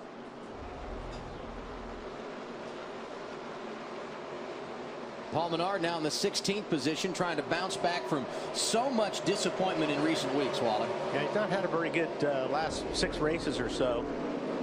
Blew up at Daytona. They were sitting in the top 9 in points. Right on with Martin Truex here. And this is a pretty tough group of cars right here. From about 12th, 13th back to 15th or 16th. They don't really pass each other on the racetrack. It's just how they come off pit road. But they just seem to be mired in this area right here and not be able to make much more progress than where they are. Yeah, they all seem like they're needing the same exact real estate to get their car to work through the corners. And when that happens, you just can't make a pass. And how frustrating is this place as a driver? Because you work so hard and you really don't get the fruits of your labor making up any ground. Yeah, you don't. And I mean, as you watch on board here, you see everybody's kind of in the same spot of the track. Now, Biffle slides up the racetrack a little bit. That's when you try to make something happen, is if a guy makes a little bit of a mistake. But Biffle recovered, and it's just really difficult right now as we take a look at the telemetry here. You know, as you can hear him get on the throttle, too. They're just feeding the throttle really easy right now. If you jump on the throttle at this point, the car breaks loose a little bit. Just a little bit of brake to kind of set the nose going into the corner. Get off the brake as fast as you can and let the car roll. And once you get through the center of the corner, that's when you pick up the throttle again. There's really a finesse to get around this racetrack. And there is. And we heard, I think it was Kyle Busch they were talking about earlier, adjust your brake bias. Sometimes when you've got too much front brake and you drag that brake, you're not really on it, you're just dragging it getting into the corner, it makes the car tight and makes the car push. So you adjust to the rear. Then you drag that brake, and as you turn, the rear begins to slow down and the thing begins to be free. It actually steers the rear. It steers the rear of the car a little bit. So you can drive the car with the brake, but you've got to tune it in, and that's a driver's responsibility. But it's tough, and as this car changes, as you run the gas off and you get more nose weight, you have to adjust the brake accordingly. Matt Kenseth led 12 laps in those last 21 starts here until today. He's been out front for 14 this afternoon, and he's got the field in tow right now. Closing on halfway for the Sprint Cup Series in Loudon, New Hampshire on this Sunday afternoon. Matt Kenseth took the lead with a 2-tire pit stop at lap 124, and he has led the last 20 laps. And now our Ram, no guts, no glory. And it goes to the 5-time champion Jimmy Johnson, who has been through it all this weekend. Qualified second on Friday, but his time was not allowed. Too low on the front end in post-qualifying inspection. So he knew he was going to be starting 43rd today. And before we even went green, they had some problems getting through the inspection line this morning prior to the race. But once they did, found their spot on the grid and used some good luck getting around our second caution of the day. By lap 12, he was into the top 30. Lap 48, he moved his way into the top 20. And by lap 75, he was running inside the top 15. And right now, the three-time New Hampshire winner scored 13. And really hasn't been able to go too much further than that. Yeah. Kind of hit a brick wall right there. There goes Kurt Busch around his brother Kyle. Yeah, spot. I think Jimmy and those guys thought they had NASCAR had instituted a new rule up here that if you've won 5 championships, you've got to go through inspection 5 times. Because every time he went through inspection, they caught him with something and sent him back around. On board here with Tony Stewart. He's second. That's Brad Keselowski behind him in third. And right behind them, the Busch brothers. You just saw Kurt get around Kyle for fourth. They are the first 2 drivers in line, Wally, that took 4 tires on that last set of pit stops. Yeah, this is where we could possibly see what the difference the tire is going to make at this point. Kyle mentioned earlier, maybe they would balance out. Maybe they would, run so long and then balance out. But to me, it looks like the tires are starting to be an advantage for the guys that took 4. Yeah, I think it is too. But I'm going to tell you what, Tony Stewart has done a great job with his 2 tires. We haven't really talked about him, and he was hovering there 8th, 9th, 10th, 11th. Talked about the sun coming out and the track coming to him. He's gotten that track position, and he's not giving it up. He's done a good job. Kurt Busch has led more laps than anybody today. 58 circuits. Here's what they're saying on team radio. Get a figure of seconds behind the leader we are right now. 3.1, Kurt, 3.1. 10-4, that's where I'm going. 10-4 on that. Didn't know what the 4 tires would do, but it appears to be paying huge dividends. Got up to 4th, and now going to go after perhaps 3rd in the runner-up position. I mean, he is right on Stewart and Keselowski. He gets 3rd, and it won't be long before he's the 2nd man in line. Kyle mentioned Tony Stewart having a good afternoon, Ralph, right now in the 4th spot. Well, he is running on just 2 new tires on the right side there. The problem is he needs help getting off the corner. That's how they were able to catch him. The handling just not where Tony needs it right now. Brad, however, in that 2 car is running great, especially in the center of the corner. He's on 2 tires as well. Hey, guys, on this 2 tires versus 4 tires, I think the 2 tires is the way to go for a short run. But the one variable today that these guys didn't have yesterday in the Nationwide Series race or in those 2 practices, it was much cooler. It's a lot hotter today, and this track doesn't have near the grip it had yesterday. I think that's one reason going with 2 tires for a long run is not going to pay off.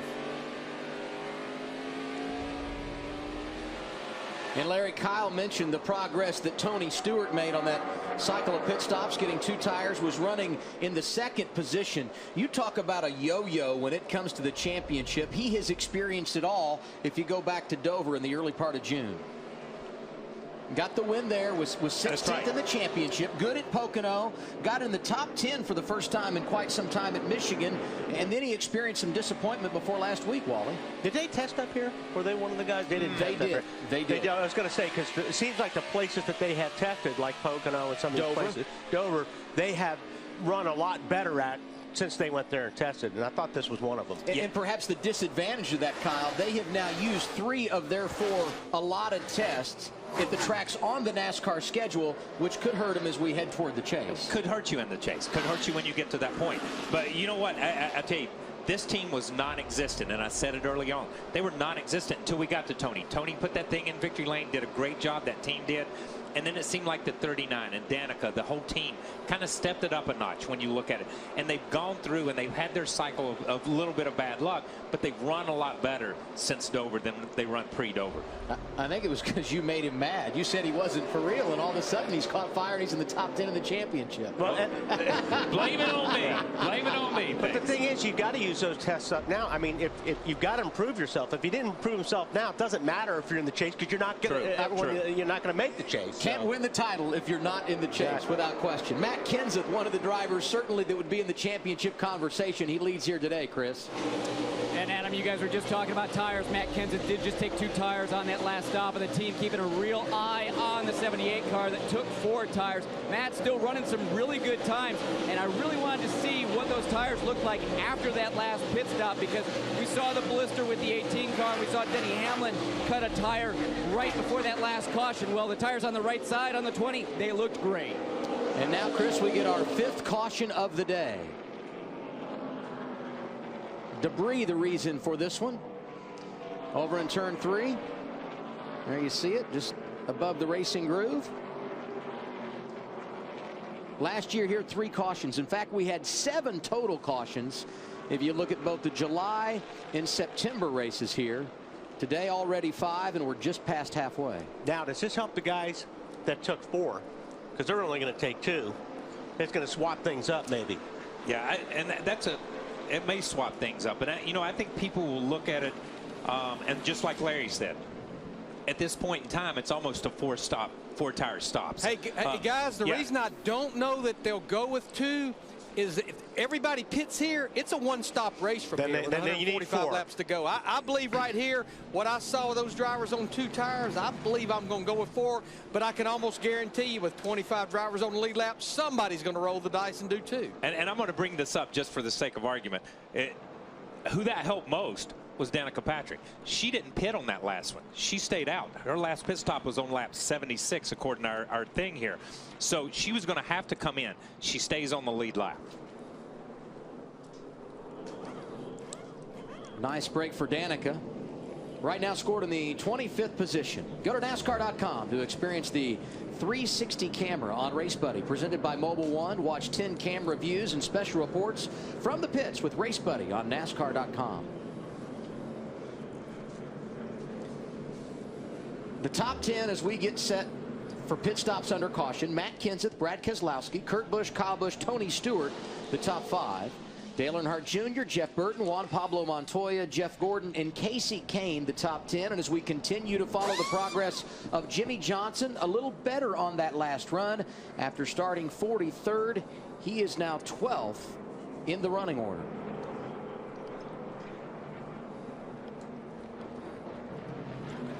These pit stops under caution going to come at lap 158.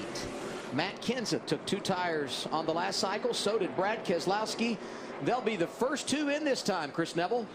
Yeah, I think they're going to take 4 on the 20 this time. Also going to pull some tape on that grill. He still has that long brake pedal we talked about during that last stop. Air pressure change on the right rear of the 20. And it looks like a good stop coming over, doing the left side tires. Marty. Kurt Busch, top right of your screen. They go down quarter round on the track bar. Just 2 tires for Kurt Busch as he leaves pit road car a little loose, Matt. And Jeff Gordon said he felt like he had to almost come to a stop to get the car to turn in the center of the corner. Chassis adjustment completed for the 24 to help that. 2 tires, Ralph. They're going to go with 4 tires over here for the 2, actually utilizing the Jackman and one of the tire carriers from the 22 to help with Brad's car. 4 tires going over here. He's away.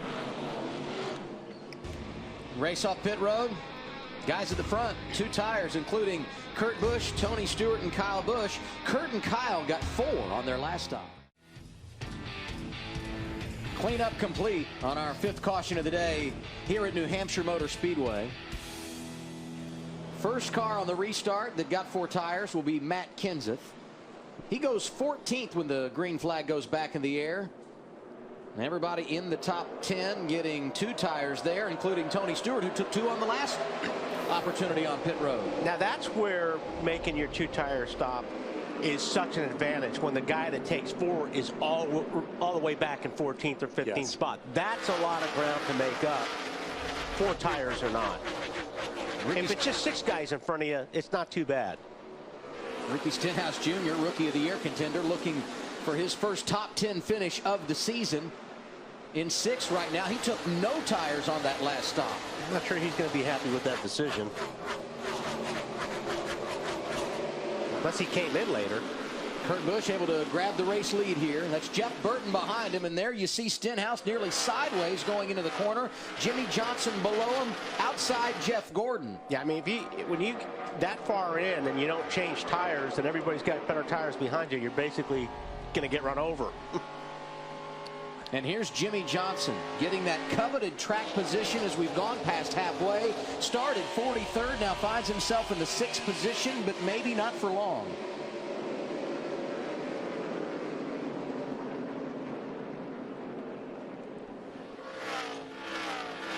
That's Jeff passing him on the outside. And here we are on board with Clint Boyer. Haven't talked a lot about him today, Kyle, but this is his kind of track. Yeah, and Clint's been back there, like I said. Clint's been back mired 12th, 13th, 14th. We saw him earlier racing with the 48 car and just drove off and left the 48 car over after about 10 or 15 laps. But just as Wally said, in this stop, the 4 tires versus 2 tires, it's shaken up that thing a little bit. And it's moved guys that were 12th or 13th, 14th up to 5th, 6th, or 7th. And it's moved guys that were leading the race, like Matt, back to 12th or 13th. But Matt's got those 4 tires, as we mentioned, driving to the inside of Stenhouse. That's for 9th. And we saw 4 tires on that last cycle, Wally, pay dividends over the course of the run for both Kurt and Kyle Busch. Yeah, but like I said, you're having to travel further to get to the front when you're way back there and the restarts on 13th to 14th. I mean, you're going to try to get as much as you can right now because the 4 tires aren't better than anybody else's right now. But the distance is further. You got, 5, 6, 7, 8 seconds between you and the leader and cars in between you. How many tires did Burton take? He must have taken 2 because I believe everybody in the top 13 got 2 tires, yes, with the exception of Stenhouse. Kessler was, I think, the first guy that took 4. Yeah, and he restarted 14. Yeah, we saw, a minute ago as we're watching this battle right here with Stenhouse and Junior and the 16. Jeff Burton has done a great job today. They've been 5th, 6th, 7th, and right now running in 2nd with 2 tires, but really not losing a lot of ground to anybody that he's racing with. I mean, what's incredible about Jeff Burton, he's won here 4 times. That's more than any other driver. But when he went to victory lane here in 2000, Marty, he led all 300 laps. That was an impressive day. I was here for that race, Adam, and Jeff Burton not having quite as good of a day today, but the car obviously terrific. 2 tires, just to confirm to you guys on that last stop, and down half around on the track bar. Car was just a little bit loose. What's been odd, on the 2 restarts previous to this one, they've had debris on the grill. The water has shot up to 260 twice today. They've gotten the debris off both times, still been able to keep it up in the top 10, and I don't think they've been out of the top 10 the entire day today. Impressive run for Jeff Burton. Jeff Burton got to still be thinking about an opportunity to jump into a wild card spot. Came in to the afternoon 21st in points, only 3 out of the top 20. But as you know, if you're 11th to 20th in points and you have a victory, you're eligible for a wild card spot. We'll see how it pans out, but he'd love to be able to get away with one here today. Jeff Burton made his Cup debut here, July of 1993. First ever race at New Hampshire. Since then, Kurt Busch, one of the drivers that's gained the hat trick. He leads today, looking for his 4th win. Just gone past 3 o'clock on the East Coast. NASCAR Sprint Cup Series making the first of 2 visits to New Hampshire Motor Speedway in Loudon, New Hampshire.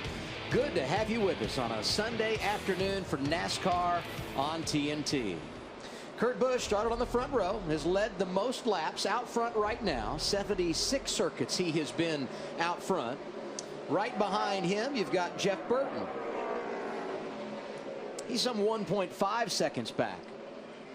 And in the 3rd spot, Kyle Busch. Kyle himself has led 54 laps today. How are they feeling as we close on 100 laps to go, Marty? Well, Adam, I think they know they have one of the best cars here. And when I was talking to Dave Rogers earlier this week, he said this is one of the tracks where Kyle has been exceptional at getting himself better at the track. He said we've had a top 3 car all the races recently here at New Hampshire. Last year in July, we had a speeding penalty late in the race. Last September, we lost an engine. Today, they have another good car, but it's frustrating, especially in one dimension of the race. It's perfect by itself. It's junk in traffic. I can't drive it. It's not your fault. It's just me. I got to figure something out, man. The car is good. I cannot do traffic.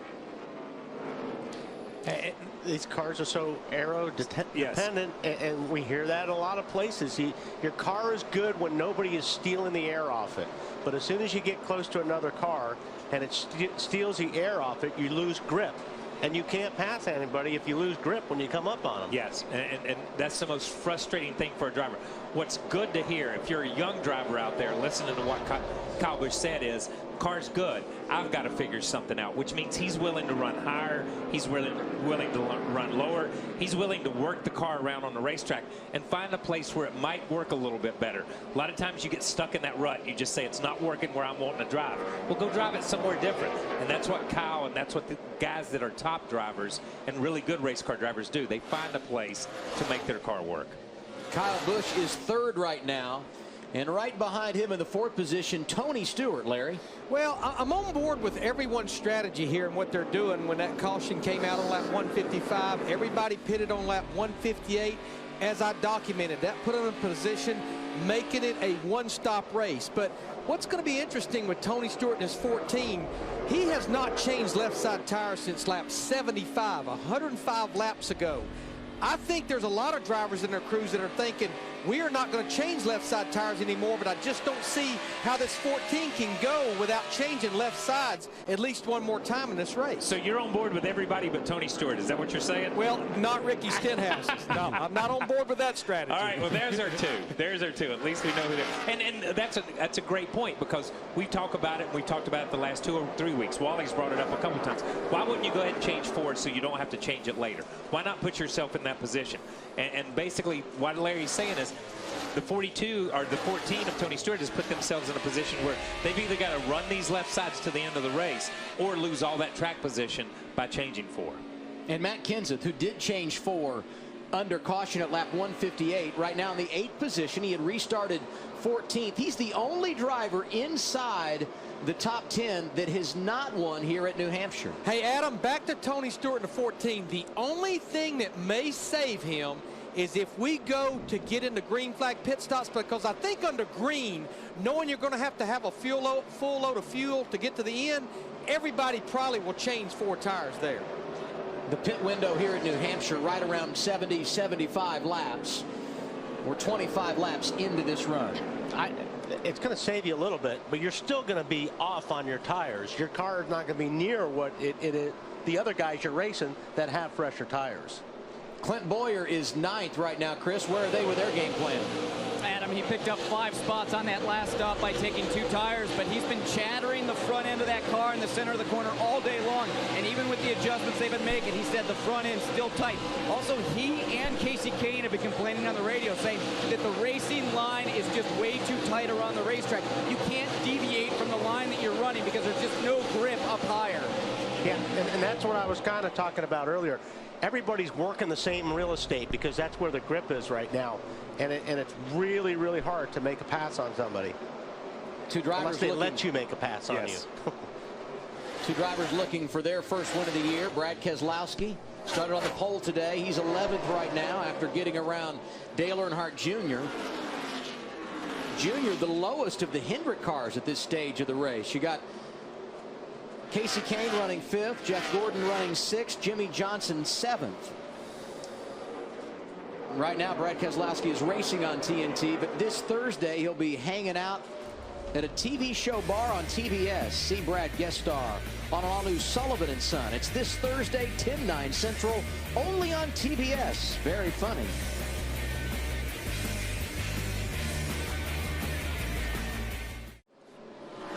Kurt Busch working through some lap traffic.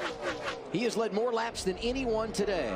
92 out front. Next in line in that category is teammate Kyle Busch. And Matt Kenseth, after he took 2 tires earlier, led 33 laps.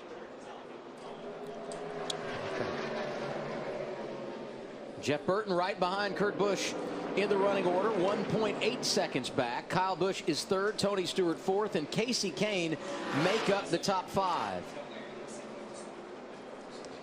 And as you see Casey Kane here getting around Joe Nemechek, Jeff Gordon doing the same. Let's go back to Tony Stewart and clarify their strategy and how it's played out, Larry. Well, I think we have cleaned it up, and now Yes. I like this strategy they're on. On that last caution, when they were on pit road at lap 158, they did not change right side tires. They changed left side tires. So now his left sides are actually the freshest tires on the race car. So I think they're in pretty decent shape here now. Now I get it. Yeah, now that makes a lot more sense. Couldn't understand before if they would change the right sides, that's asking a lot on the left sides, but yeah, that makes a lot So what of they sense. can do next time to pit road, depending on caution or green, is they'll get rights and they'll be good to go on lefts. Well, and it would also answer why they have been able to stay inside the top 5. I mean, he really has not drifted much since that last cycle of pit stops. Left of your screen, this is Tony Stewart coming down and making his stop at lap 158.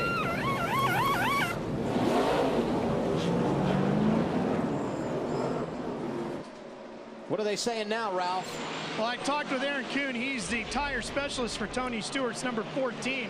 And Aaron told me that on half of a run, only about 80%, I should say 20% of the tire on the left is gone. So you still have 80% of the tire to the good. So those lefts are just not wearing out hardly at all. He said, but what happens is, and this is what gets kind of crazy to explain to some of the race fans at home. Kyle Wally, you can probably put it into better words than I can. You lose some of the good of the tire as far as that drive up off the corner. So the tire wear is still okay, but that really good grippy part of the tire tends to slip away, even though you've got more than 60% of the tire left if you go 2 stints on it. But yeah, and that's an interesting strategy on those guys' part. I mean, you know, I think it's a good one because if you're going to make a run at the end, you want your good tires on the right-hand side. The tires they get to a point where you've got to be easy on the throttle because you don't have the drive off like Ralph was talking about. You just don't have the drive off the corner. But to do what they're doing, they're just setting themselves up for their last pit stop. Yeah, which is great. And we saw it with Steve. We saw it with the 20 car when they won a couple of weeks ago. We're not going to beat this other guy. Let's do something totally different. The 14 has not dominated this race. He's just run up front. So the way to beat these guys is to go to a different strategy. I applaud Steve Addington for that. A gutsy call to try a totally different type strategy. It's all worked out. They're inside the top 5 right now. Kurt Busch, your race leader. 199 laps complete here at New Hampshire.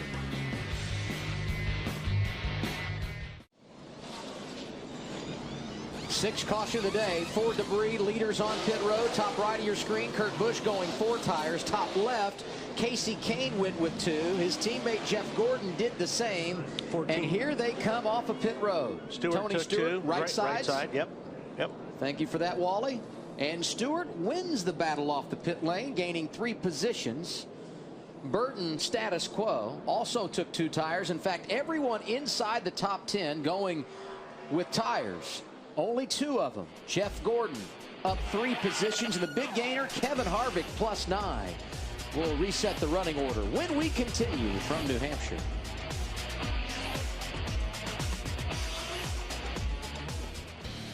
96 laps to go for the Sprint Cup Series in Loudon, New Hampshire. Cleaning up our 6th caution of the day. Everybody coming down pit road. They're going to have to make one more trip down. So let's find out what everybody's thinking as we go down the stretch. We start with Ralph Shaheen. Well, Tony Stewart was starting to lose the drive off the corner, and the center of the corner was going away as well.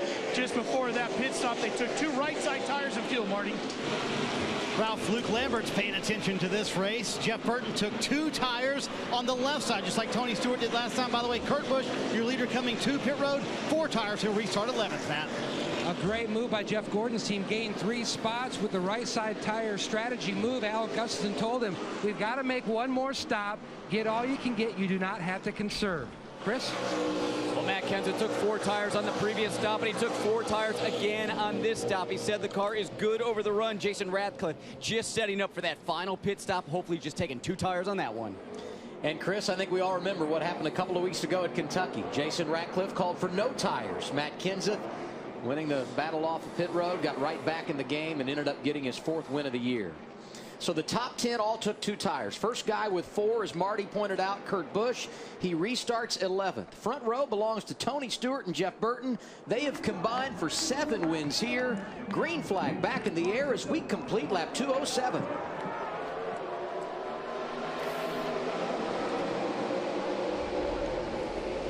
Gordon not wasting any time. Casey Kane hanging with Tony Stewart on the restart.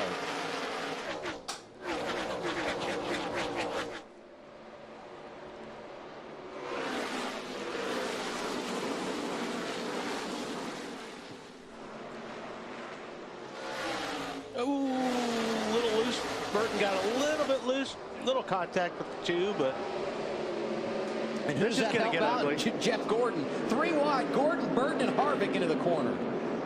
Now they made it through. The balance of patience and aggression.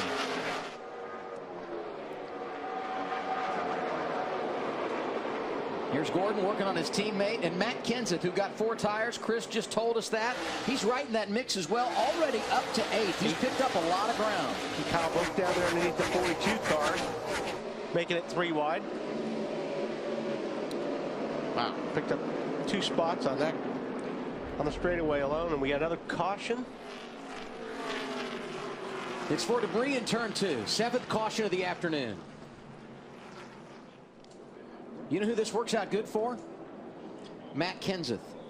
He got those 4 tires, went from 14th to 7th, and now you close them all back together. Yep. Huh? Yep. The other guys that took 4, Kurt Busch restarted 11th, dropped to 13th, and Kyle Busch in the 11th position. Stewart really didn't want to see that.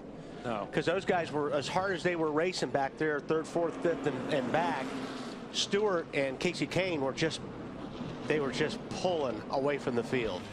7th caution of the day. Good thing for Denny Hamlin, running 29th. He got the free pass. 2nd in this race a year ago. He won it in the fall. Out front right now, Tony Stewart. Under caution for the 7th time today at New Hampshire. 212 of 301 laps complete. And now we go KFC fresh off the wire. Our 7 cautions today. And we've averaged 7 cautions in the last 10 races here at New Hampshire, but only got 3 in this race a year ago. In fact, 7 matches the total we had in both races here in 2012. Restart puts Tony Stewart, Casey Kane on the front row, Brad Keselowski and Jeff Burton right behind him.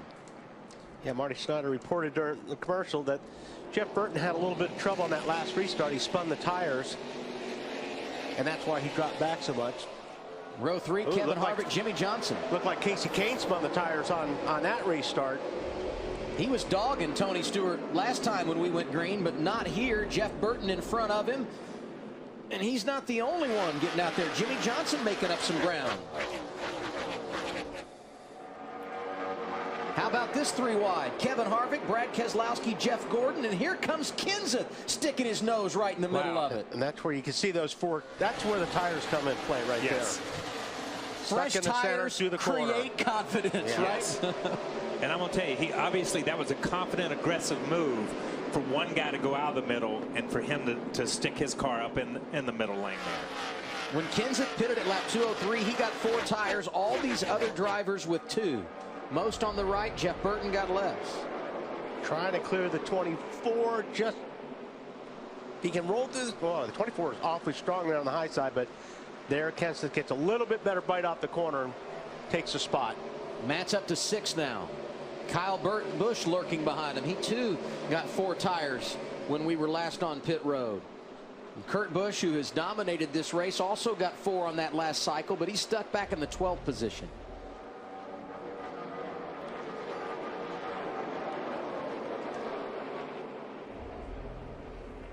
Pretty good segment of the race for Joe Gibbs Racing. Denny Hamlin got the free pass, back on the lead lap for the first time in quite a while. Talked about Matt Kenseth moving up, and here's Kyle Busch taking 7th away from Jeff Gordon.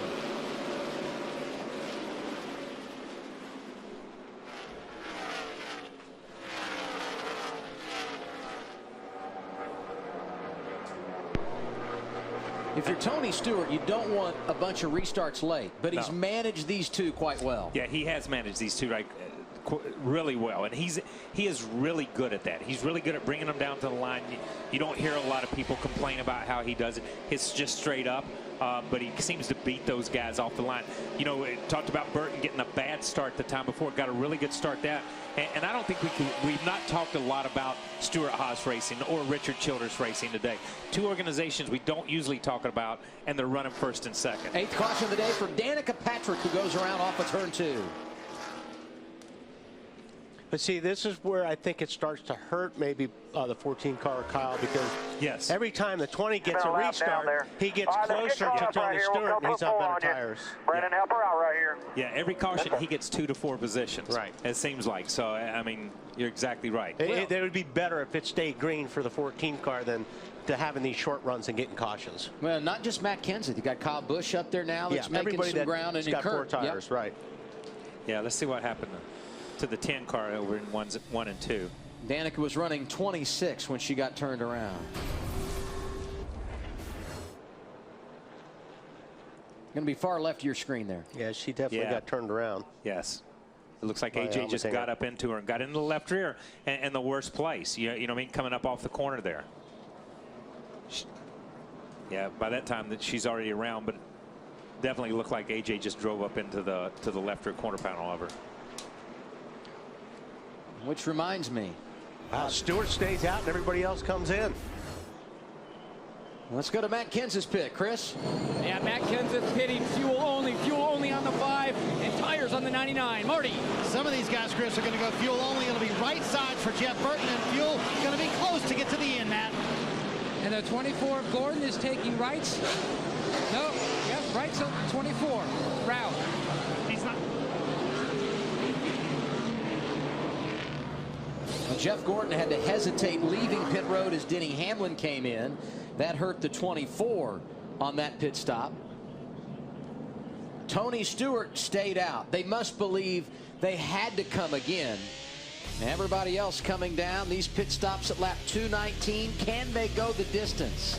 They'll be saving fuel from here. We're back after a break on TNT. Going to go back green at lap 222. Tony Stewart was the race leader when the caution came out. He stayed out. Some drivers outside the top 15 that did as well. Juan Pablo Montoya, Bobby Labonte, Eric Almirola, Brian Vickers, and Ryan Newman. They're the top 6 for the restart. First of those that pitted here under caution on the restart will be Brad Keselowski. He goes 7th.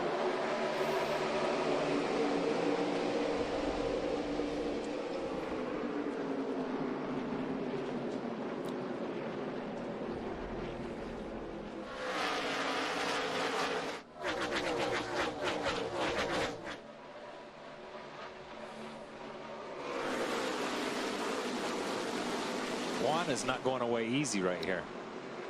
And you know, when you look at that top 5 and you look at the 14 and the 42 and the 43 and the 47. And what was that? That was Ryan Newman and Kyle Busch about getting together. These guys, but these are guys that haven't been up front all day. From Eric Almirola back all the way back to the 55 of Vickers. Vickers was 1 lap down at one point in time. Here he is in the top 5. These guys that have changed, as you see Eric fighting for second place, fighting hard for second place. These are guys that the 18 of Kyle Busch and Matt Kenseth and these guys have not raced with them all day long. They're going to have to race with these guys and come back up through there. How about this 3 wide? Hey, Kyle, the reason Eric Almirola. There goes Kurt Busch and Ryan Newman around. Matt Kenseth trying to avoid it. Stop. Inside. Hold your line. Matt Kenseth got in the 78 pretty hard there. Matt spun, got in the back of the 78 or got in the quarter pound of the 78 and spun him around and then almost took himself out getting up into the race. You know, I think the 39 car Ryan Newman, just an innocent bystander there. And you always got it when you see something like that. You always got to think about, I wonder if something happened a lap or 2 prior between those 2 guys for that to happen. This car is hurt right here. Yeah. You see the left front's towed way in as he comes back around. Well, guys, just get clear what you can on the tires. Get tires on it. We got at least 1, 2 flats, so make sure we get the back up.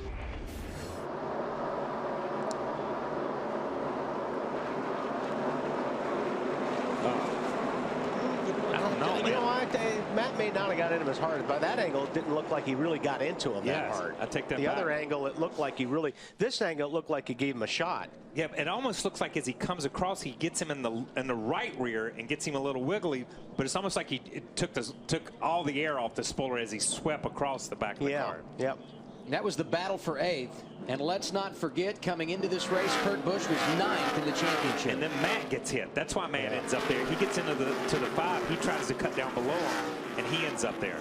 But I don't think he got much damage, talking about Matt Kenseth. No, he got stopped. He's going to have to get tires. But you see him, he gets hit right there, right here, which Come on, sends check him out, up. get down, inside, clear high, caution.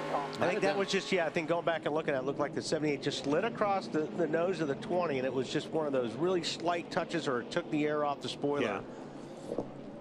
And he might have Newman just, poor Newman got the worst of it, and he had nothing to do with any of it. And we've talked about this all day long. You know, if Matt got into him, and Matt could have just barely touched him, okay? And we've heard these guys all day long say, I'm loose getting in, I'm loose getting in. When you're loose getting in and you're tiptoeing in, you're 3 wide, you're on the inside, you're trying to slow it down and put wheel into it, it doesn't take much at all to send you around. 9th caution of the day. Here's what Matt Kenseth and the team were saying on the radio under this caution. I'm sorry, Jason. There's just nothing I can do. That 78, being who he is, went 3 wide, so I lifted and let him go out of there, and he went straight past me and cleaned the 39 out right in front of me. There was nowhere for me to go. Yeah, so Matt feels like he didn't touch him. And we've heard guys today on the radio say, I didn't touch him, and we saw it on TV that they did touch. But, yeah, it's really hard to tell there. But like, as Matt said, he backed out, let the 78 go in the corner. Then he was going to cross over to the inside, and as he crossed over, whether he got into him or not, it's so close. But he could have just took the air off and sent him up. Window net is down. Kurt Busch climbed from the car. He's okay, but unfortunately, bad afternoon for him. The NASCAR fans in New England, some of the best. And they have turned out big time on this Sunday afternoon. NASCAR Sprint Cup teams beginning the second half of the 2013 season. 69 laps away from the finish. Tony Stewart leads this race. Eric Almirola behind him. You got Juan Pablo Montoya, Bobby Labonte, Brian Vickers, the top 5. And then after that, the drivers that pitted under caution at lap 219. Kyle Busch, Brad Keselowski, Casey Kane, Kevin Harvick, Jimmy Johnson, the top 10.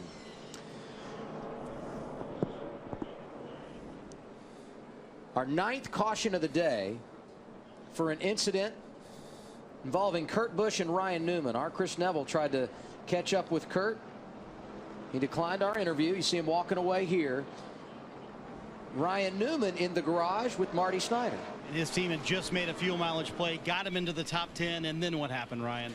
We just got whacked by a bunch of guys. The 18 hit me first, the 2 hit me next, and then I guess it was Kurt that went underneath 3 wide and bypassed the 20 and come and clipped us and knocked us into the fence and took himself out. That's the best I could tell. I don't know, but there you see the replay. Yeah, that's.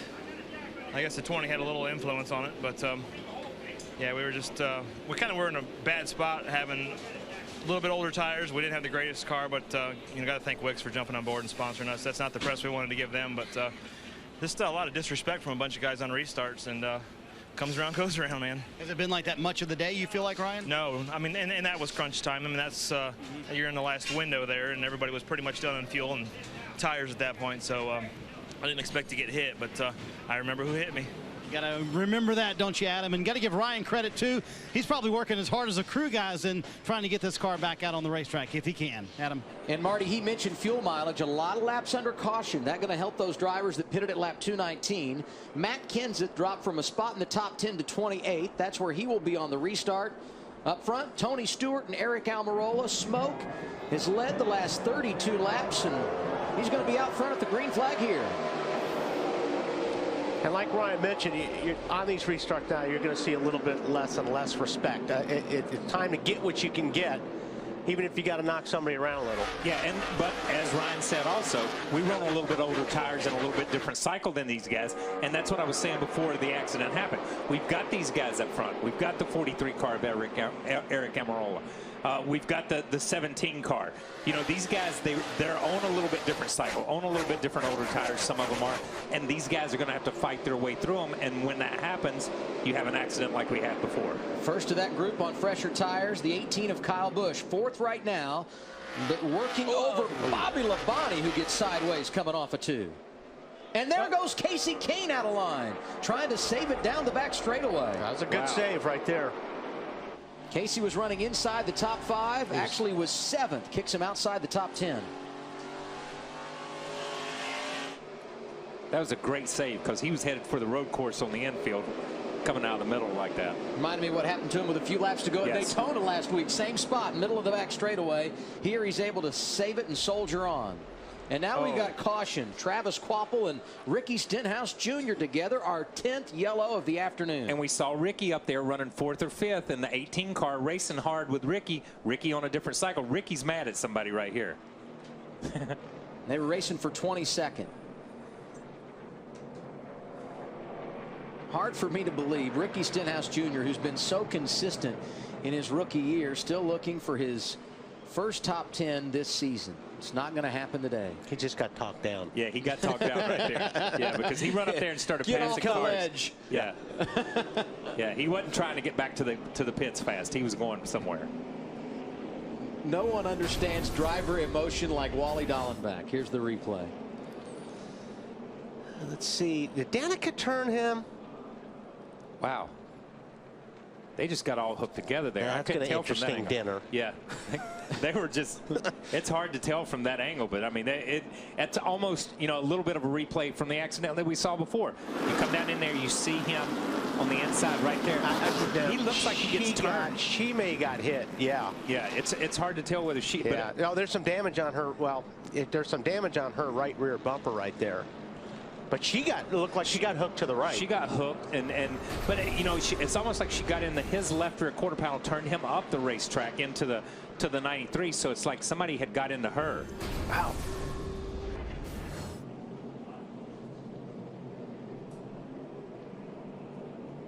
Wow, they're running at each other right there. I think he ran back up there and ran into her. They'll talk to him after the race about that. We had some fireworks in the garage after yesterday's Nationwide Series race. 63 laps to go in this one, and we may have some more yet today. Let's hear from Kurt Busch, Marty. Well, he's had a chance to cool off. What happened in that accident? Could you see? I just got hit from behind. You know, there was 3 wide action. Everybody's going hard, and I think they're about ready to get the gear in it, so we're going to go jump back in the car. But, you know, Kenseth was in the middle, and he was in the middle on the back straightaway. There you go. So I don't need to see it. The car gets light when there's no air on the rear spoiler back there, you know. So I'm going to get back in the car. Credit to the Furniture Row guys. They are working hard to get Kurt back into the car. They expect to be out here in just moments, Adam. Entering this race, Marty, he was inside the top 10 in the Sprint Cup standings for the first time in more than 50 weeks. With the accident, he's now 12, 15 out of the top 10, and scored 36th in today's race. There's so many what-ifs with that team this year. I mean, you got that. You have Michigan, where they wrecked. You have Sonoma, where he was dominant at that race place and made a mistake on pit lane. Then this. I mean, these guys have been fast enough to stay in the top 10, but they just have not been able to put it together. Hey, guys, real quick, let's take a look at our top 6. I feel safe in saying that everyone that pitted at lap 219, which would include Kyle Busch, with all these cautions, they can make it. Tony Stewart, who last pitted at lap 98, he's loving every ounce of these cautions, because remember, at a track like this, it's about 2-to-1 ratio, 2 cautions to 1 green. But the drivers I want you to keep an eye on, Eric Almirola in that 43, who's running 2nd. Brian Vickers in the 55, who's running 6th, because they came to pit road when most everybody stayed out with 90 to go. I think with all these cautions, these drivers are now starting to think about, we can make it to the end. What about the 43 of Eric Almirola, Chris? Yeah, like Larry just said, he's got to do 90 laps or 89 laps because he pitted on lap 211. Also took 4 tires on that stop. Got 26 cars on the lead lap right now. So, Larry, you're saying you think the 14 can make it? I'm not saying I'm thinking he can make it, but I think if we keep having these cautions, and I think we're going to have more cautions because, as Ryan Newman alluded to, Kurt Busch, these guys are ramping it up now, especially on these restarts. I think if he gets about another 8 to 10 more cautions, possibly he could make it. Which wouldn't be surprising. 3 of the last 5 races here. 1 on fuel mileage. Tony Stewart out front right now. We've cleaned up our 10th caution of the day at New Hampshire Motor Speedway. On the restart, Tony Stewart leads, Eric Almirola 2nd. Kyle Busch is 3rd. Keep your eye on him. He's got fresher tires, last pitted at lap 219. He thrives in these situations.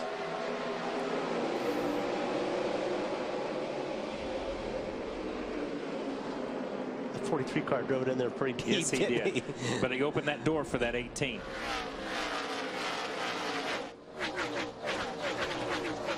Somebody else to watch, Jimmy Johnson. He's 6th and fresher tires than A couple of those guys in front of him. There goes Kyle around Bobby Labonte for third. Brian Vickers trying to make the pass as well. Montoya and Burton have been good today. They're racing for position behind Jimmy Johnson. That's for 7th. As these guys work turns 1 and 2, coming in behind the field off the pit lane, Kurt Busch returning to the track.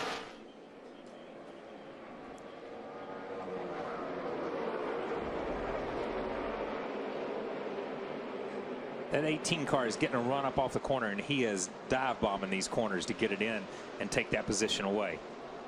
Saw Kurt back on track there, and I admire the patience of younger brother Kyle on this restart. Just letting it come to him, Wally. I'm not sure I saw a lot of patience on that restart. I think Kyle's in a hurry. He's trying to get there. He wasn't out of line before turn 1, which... Yeah, so he was patient for the first 200 yards. Yeah.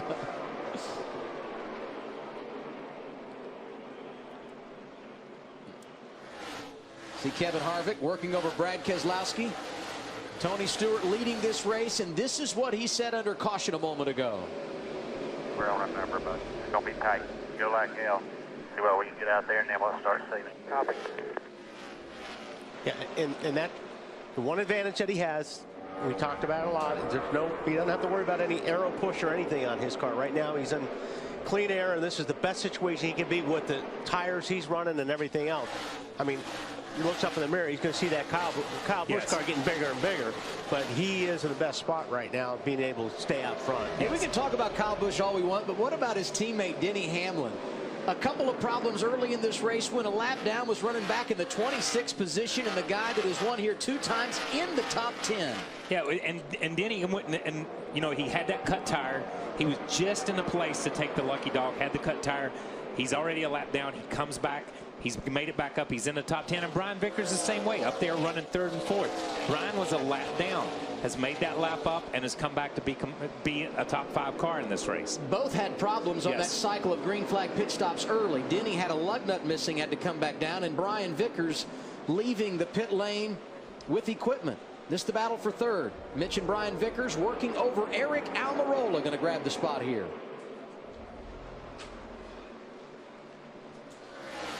Eric's car seems to be working fairly well.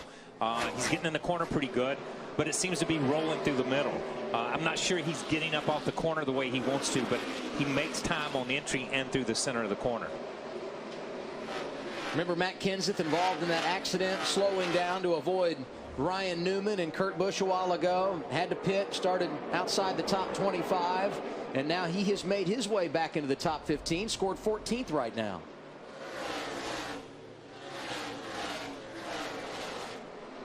You know, we talk about Eric being 4th there. Just behind him is Bobby Labonte. We've not talked about Bobby Labonte all year long, except when they switch drivers. So it's really good to see him have a strong run here. We've seen guys like him. We see guys like Jeff Burton. They're guys that don't normally have strong runs. To be able to come to a place like this, track position is so important and so key. If you can get it, then these guys can keep it. And I think Jeff and Bobby have done a great job today.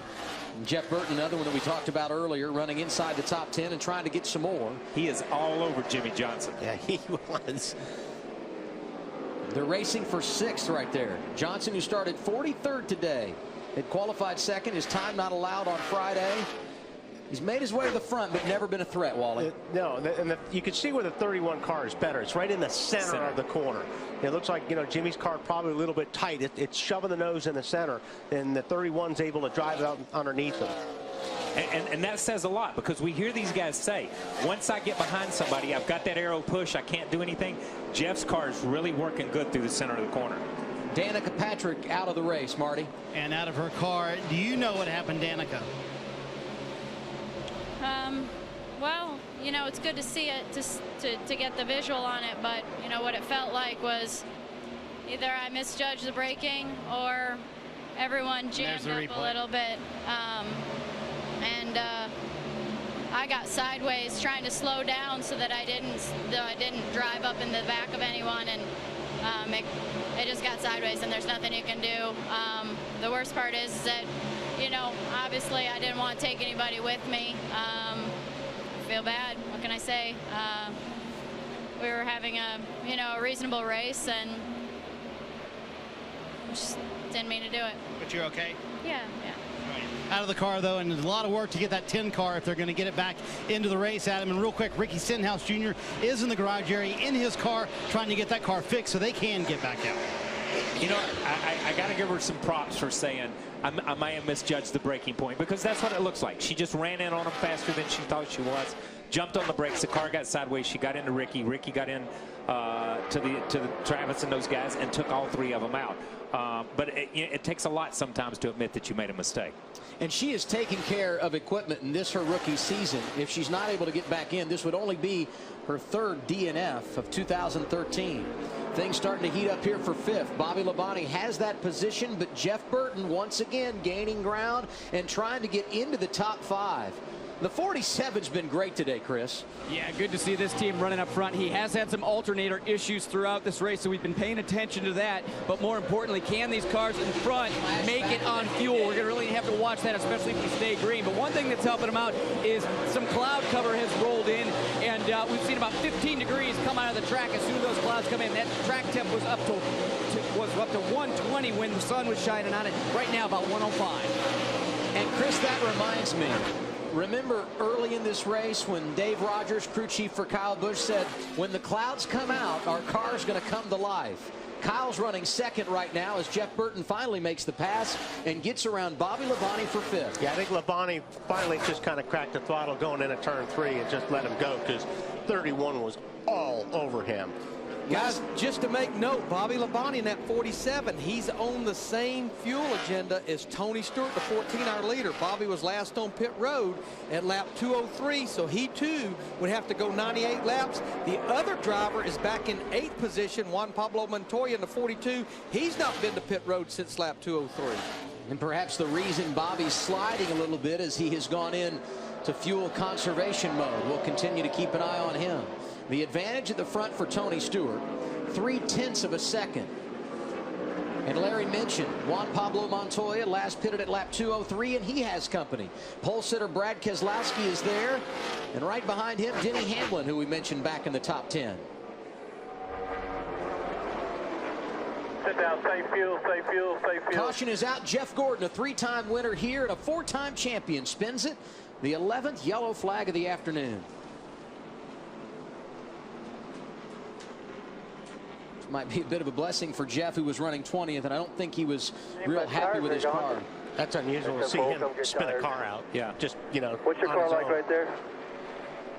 Looks like he's got a little damage to the rear maybe he got some. And he had been racing with Paul Menard, Wally. We'll take a look at it down. He goes underneath. It's probably somewhere to 78, and well, yeah, that's like that's just everybody. He came across me and I barely touched him. Yeah, I'm out of patience and I don't like you racing me, so yeah, sorry. That looked like it's late in the day and I'm frustrated, so I'm going to take my anger out on you. Yeah, and Jeff gave him a slide job, so I can see where Paul may have been a little bit upset about that. And like Kyle said, it's late in the day. Yep. We've been arguing all day with this racetrack, and this is when the tempers are very, very short. Joe Nemechek, the first car 1 lap down, so he gets the free pass. And once again, as you see Montoya coming down pit road, a few others coming in. Matt Kenseth is on pit road, Chris. Yeah, he gave up all that track position when he had that contact with Kurt Busch and Ryan Newman down in 1. Well, he's made a nice charge back to the front up to 13th, but they're taking 4 tires and fuel on this stop. Yeah, I'm just not sure with all the track position they're going to lose that that's going to help them too much. Gordon, Truex, Montoya also pitted. Clint Boyer came down. Staying out Tony Stewart, and these caution laps help him as he continues to save fuel. McMurray started 11th, right now in the 15th position. Somebody's making some money on that. Cha-ching. Watch Kyle Busch on the restart inside of race leader Tony Stewart.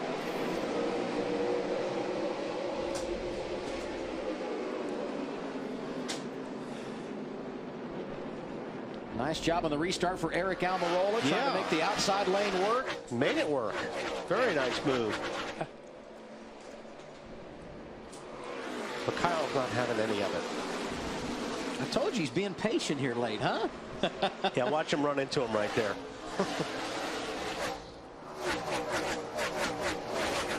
That's good for Tony Stewart, though. I mean, every lap that he turns out front, the easier it makes his life down the stretch and the farther he can pull away. Eric's doing a great job. He is not going away. He's not just letting you have that position.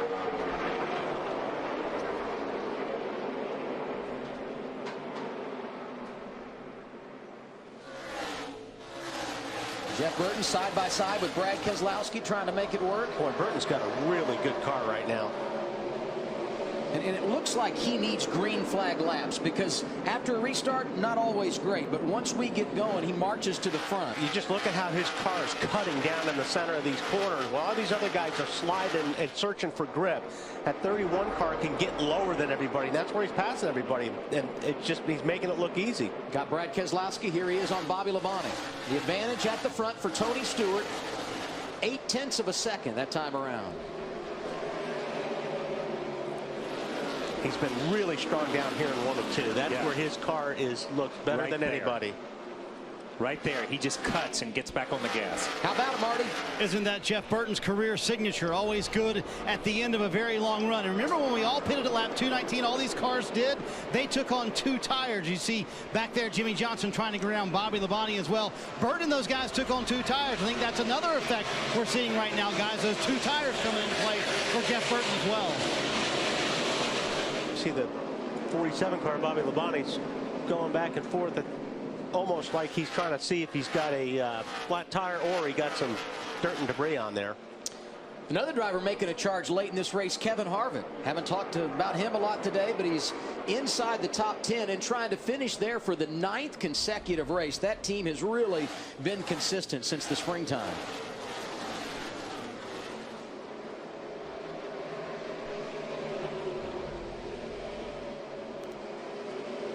Ralph Harvick in the top 10. You expect him to make a late race run, don't you? Well, he was looking for the late portion of this day because the longer we got into the race, the later in the day it got. All of a sudden, that 29 car started to come to life. With about 45 to go, all of a sudden he jumped on the radio and said, hey, we got a pretty good race car here. As low as 31st today is Kevin Harvick, and now he finds himself in the 9th position.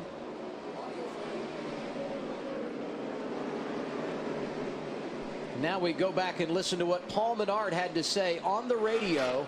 He and Gordon got together, bringing out our 11th caution of the day. Listen in. Runs into me, runs me up the track. Ain't gonna get away with that. 10-4. I think a few of them need that from you. I mean, you know, eventually you just get fed up with that, you know, and it after a long day at the track like this, you know, you're going to get bumped and moved around, but then you get to the point where it's this stage of the race, and you just can't let anybody take anything away from you. Exactly. And we heard it and saw it in Ryan Newman's interview and in his face and in his voice. He was just frustrated. I got hit by this guy. I got hit by that guy. Finally got taken out. And I think that's the way Paul felt. I got hit. I'm not taking it anymore. I'm not taking it from that guy. And that's what it is. It becomes a lot more take than there is give. See who's behind him on track. He got Clint Boyer and then Jeff Gordon. That's his 15 hits to 27. 3 and 4. And you can see Paul struggles right there in the center of the corner. He gets in pretty good, just not rolling through the center. But the 15 can't really do anything with him at this point. Jeff Burton trying to pick up another position. This the run for 4th. Eric Almirola has that spot, but Burton closing in. Yeah, you got Kyle Busch closing in on the leader, and those guys are really good up there, but they better hope there's not another caution, because if they have to deal with the 31, they could be in for a big surprise.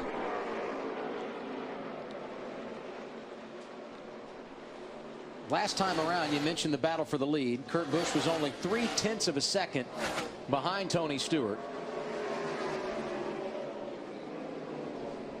And Matt Kenseth has worked his way back into the top 10, Chris. Yeah, you guys were kind of scratching your heads about them coming in, taking 4 tires, giving up all that track position. They fell from 13th to 21st in doing that. But he told Jason Ratcliffe on the radio, hey, it's going to take me about 5 laps, and I think we can get back up to 13th. Well, after about 7 laps, he's up to 10th now. Yeah. And now all they need is a caution, really. These guys are racing hard, right? Really hard. Really hard. And Eric just finally gave him a little bit of a break going there into the corner. They might have touched a little bit coming out of turn 4 there, but they've raced hard and had a lot of respect for each other, gave each other a lot of room. I talk about give and take. That was a lot of give right there on both of those guys' part. And then racing side by side gives an opportunity for Brad Keselowski to pick up a spot. You see they're right here together coming out of turn 4. Just might have got together right there. Right there, they just run out of room. The wall's to your right side. But, you know, up until that point, those guys had raced really hard for 4 or 5 laps and never touched. Yeah, I think Jeff was probably in a push situation coming off of 4. He had that wheel turn, and that thing snapped loose on him on the exit. How about this? A 3-car battle for the lead. You got Tony Stewart out front coming to 26 laps to go. Kyle Busch is right there, and Brian Vickers not far behind. How's Kyle feeling about the latter stages, Marty? Well, I hate to tell Kyle and Wally, but Adam, you are correct. Kyle Busch being very patient. In fact, when this run started way back at 219, lap 219, when they took fuel only, Dave Rogers said, Bud, you got to do me a favor. That will be 98 laps if we make it to the end on that right front. Remember the problems they had at the beginning of the day with the right front blistering. So Kyle Busch being very patient, trying to work his way around Tony Stewart, but it looks like Brian Vickers catching this group as well, Adam. Yeah, I was going to say, you better not be too patient because that 55 car looks like he's the best of the 3 right now. What do you think in regard to strategy? We look at the top 3, all last pitted on different sequences, Larry. Absolutely. Now with 25 to go, Kyle Busch in the 18 who pitted on lap 219, that would have been 82 to go. With the number of cautions we've had, I feel he can absolutely make it. But let's talk about Tony Stewart in the 14 car, our leader. Pitted with 98 laps to go. If the fuel window is somewhere around 75 to 78 laps, he needed roughly 40 to 45 caution laps to make it. We've had 32 since he last pitted. Let's look at Brian Vickers in the 55. He pitted with 90 to go. Based on that same fuel window, he needed about 25 to 30 caution laps. We've had 26 as far as him. So I feel good about Vickers. I feel good about Kyle Busch. The guy I'm just not sure, and I'm not sure Steve Addington or anybody knows, is the guy you're looking at, Tony Stewart. But nobody knows how much fuel he's been saving except possibly Tony Stewart. Man, I don't know about that. I'm not good at math, but I don't think he's close to making it.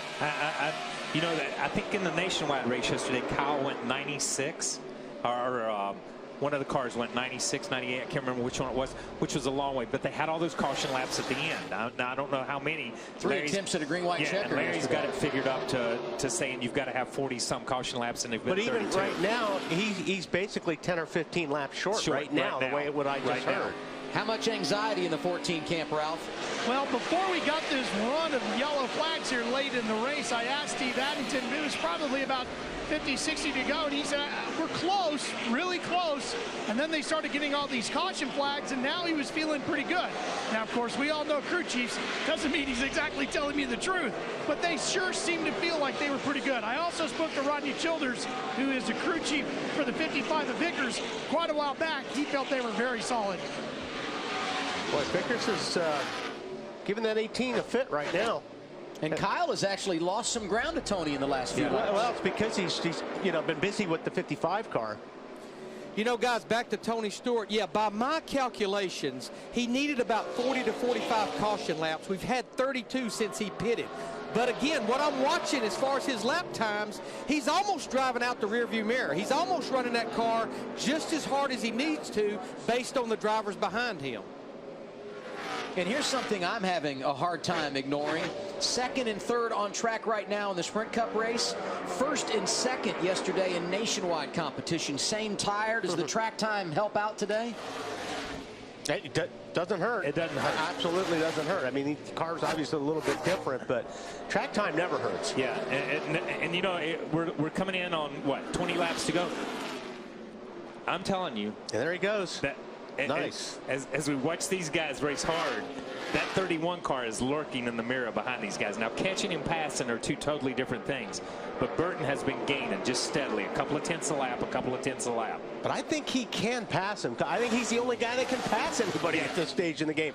But he's got to get there. But the way his car rolls through the center of 1 and 2 especially, he just gets that thing rotated and cuts and gets back on the gas better than anybody that right now appears of the top 4 or 5. And Larry's talked a lot about the strategy with the 14 team of Tony Stewart. Last pitted at lap 203. Bobby Labonte did the same. He has started to drift in the latter stages. That 47 car now being scored in the 10th position. Yeah, and I think he's in that conservation mode. He run in front of that 48 of Jimmy Johnson. Jimmy Johnson couldn't do anything with Bobby Labonte. Couldn't catch him, couldn't pass him. Finally, Bobby pulls over, lets him go. And what Bobby does, he's falling back 3 or 4 positions. I think he's in that conservation mode to say we're just got to finish and get a decent finish. At some point, the 14's got. I think if the 14 gets passed by the 55, I believe he'll go into conservation mode a lot more than he is when he's leading the race. Yes. Kyle, you and I were talking during break earlier about Brad Keselowski. This team has had a great weekend. They need speed. They need good runs. The defending champ has not won this year. Started on pole, running 5th. This has been exactly what the doctor ordered for them. Yeah, they needed this. They needed something to stop that slide. Since the Texas incident with the rear end where they were fined and penalized, they've just not found that consistency. And they need to stop that at some point in time. Something to hang their hat on. And I think they can hang their hat on coming to New Hampshire, setting on the pole, and having a solid run, as we see the 55, who's just eating that 14 up right now. Yeah. Less than 0.2 of a second behind as they come across the start-finish line. 15 laps remaining at New Hampshire, and Brian Vickers is there. Yeah, this just gets to the point. I think the 55 car is much better than the 14 right now. Yes. So this is just a matter of time. I think the 14 is just not rolling through the center like he was earlier. Battle for the lead. Brian Vickers inside of Tony Stewart.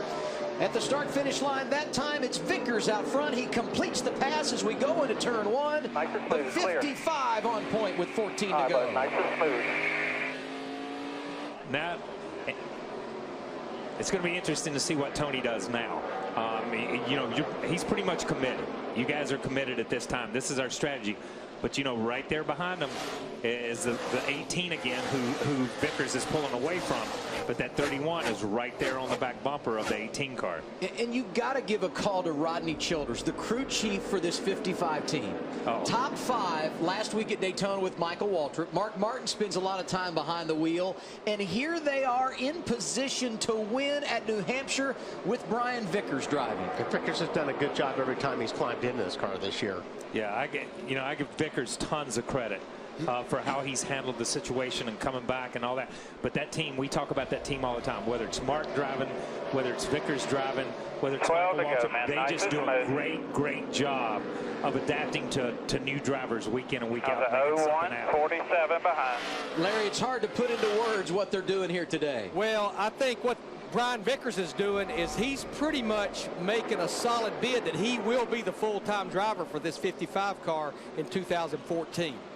And Larry, how about this? When we came here in September, Vickers was driving the 55 car, had to start at the rear because of an engine change, drove all the way through the field and finished 9th. Wally pointed it out. Every time he gets behind the wheel, he does a nice job. It's been a long time since he went to victory lane. Got to go back to August of 2009 at Michigan. That's 75 starts ago.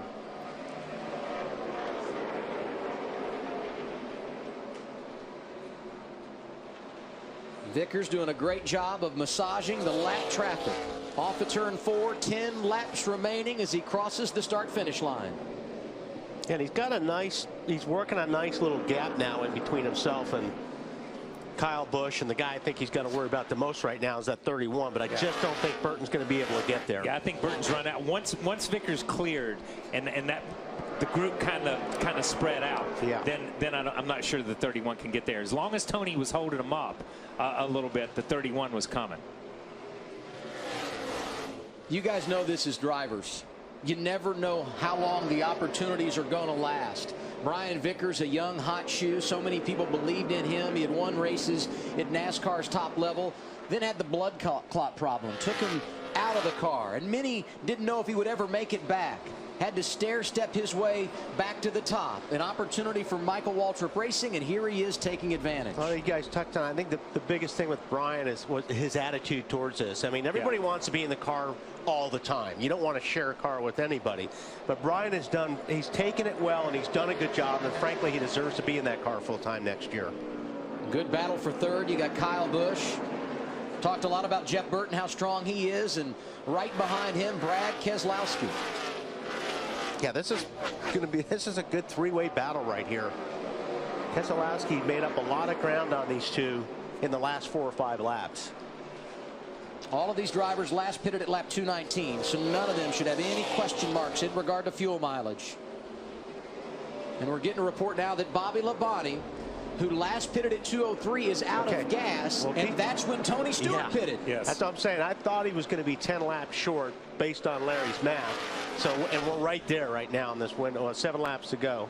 Yeah, and as we watch Bobby leaving pit road, I hate that for Bobby Labonte and for that team, because, I mean, they showed they can run up front when they get to that place. Yeah, it would have been nice to put that one to bed. Tony Stewart losing a lot of ground to the race leader since he gave up the top spot to Brian Vickers. And now as he continues to try and save fuel going down the stretch, 6 laps remaining, Kyle Busch, Jeff Burton, and Brad Keselowski all closing in for the runner-up spot.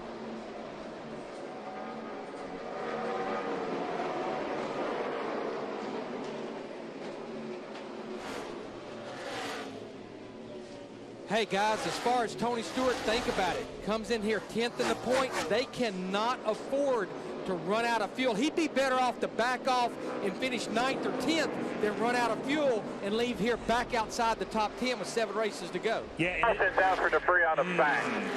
Shut it off. Shut it off. Never mind. That changes everything.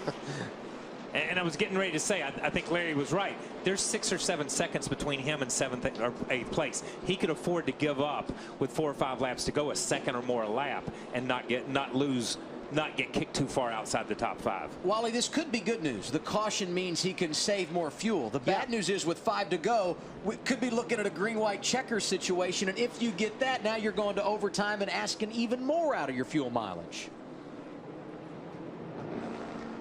That is correct. They can play for you or against you. Yeah. And you know, I think a 55 car did not want to see this either. I mean, he was cruising to a victory, and now he's got to deal with the restart. I'm not sure he's got to worry too much about the 14 car on the restart, but there's a couple of guys in that next row that are going to be going after it. I mean, I think 14. Yellow open, Steve. I think the 14 is probably just doesn't have the tires these other guys have right now. You see these guys, they all charged to the end of the backstretch and cut their cars off. Looked like, and they were just coasting over there. It's our 12th caution of the day. More here this afternoon than the last 3 races here combined. Tell you another thing. Tony's got to worry about running out of fuel on a restart. On a restart. Or it's going to get really ugly. This is where it can get really bad for a guy that's in the first couple of rows to have an issue. Hey, while we got a chance here, under caution, going down the stretch, want to say thanks to a lot of people who work hard for us. As you see, Denny Hamlin making a stop, Juan Pablo Montoya also on pit road, along with Greg Biffle, who won here 5 years ago. Barb Hanford, Ron Skinner, Fig Newton, always unbelievable with us here in the booth. Thank you, guys. Andy Jeffers takes care of us like nobody else, our stage manager. And I know we have a lot of fun with the guy sitting to our left that handles statistics. Russell Windrich not with us this weekend. He was doing the Camping World Truck Series race last night in Iowa, but we thank him, Jimmy Hicks, and Joe Kramer, who put the numbers together so we can sound somewhat intelligent on Sunday afternoons. And Bill Sloboda down with Larry McReynolds also does a great job. We have an awesome group of people that work with us. And we are going to go to overtime for the 2nd straight week. It happened last week at Daytona. This race will end in a green-white checker. You get 3 attempts. They line them up, put the green flag in the air. Once the leader takes the white flag, the next flag ends the race, whether it be the caution or the checker. But if the caution comes out before the leader takes the white flag, we re-rack them and do it again. And as I said, we can get up to 3 attempts at a green-white checker finish. And there's going to be some drama here. Brian Vickers hasn't won in 75 races. A part-time driver for Michael Waltrip Racing leads the event. Tony Stewart last pitted at lap 203. Enormous question marks for him in regard to fuel mileage. He has 3 victories here and is a 3-time champion. Jeff Burton's won here 4 times. He restarts outside of row 2 next to Kyle Busch, who's looking for his 3rd win of 2013. This is going to get rough. I think I'd rather be in that outside line. Darn right. With what we know where Tony's at, or where we think we know where Tony's at on these last couple of laps. Because if that thing does have a fuel issue, if it just sputters, if it just sputters, it's going to back that inside row up. Yep. First attempt at a green-white checker.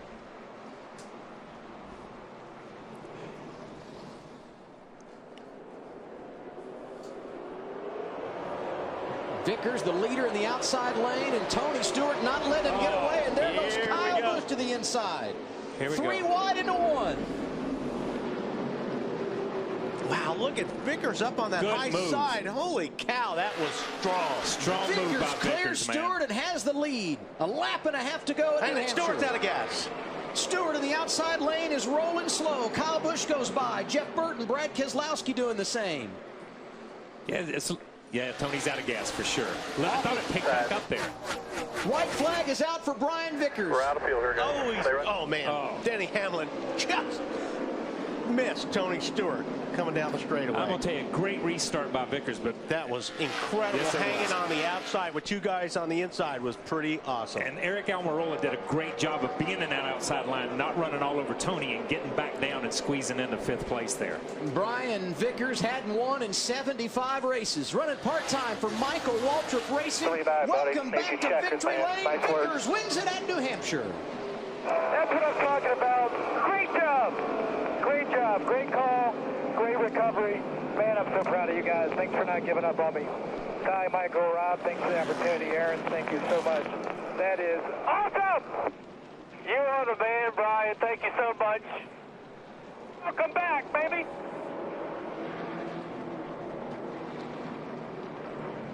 That'll be a popular win in the garage.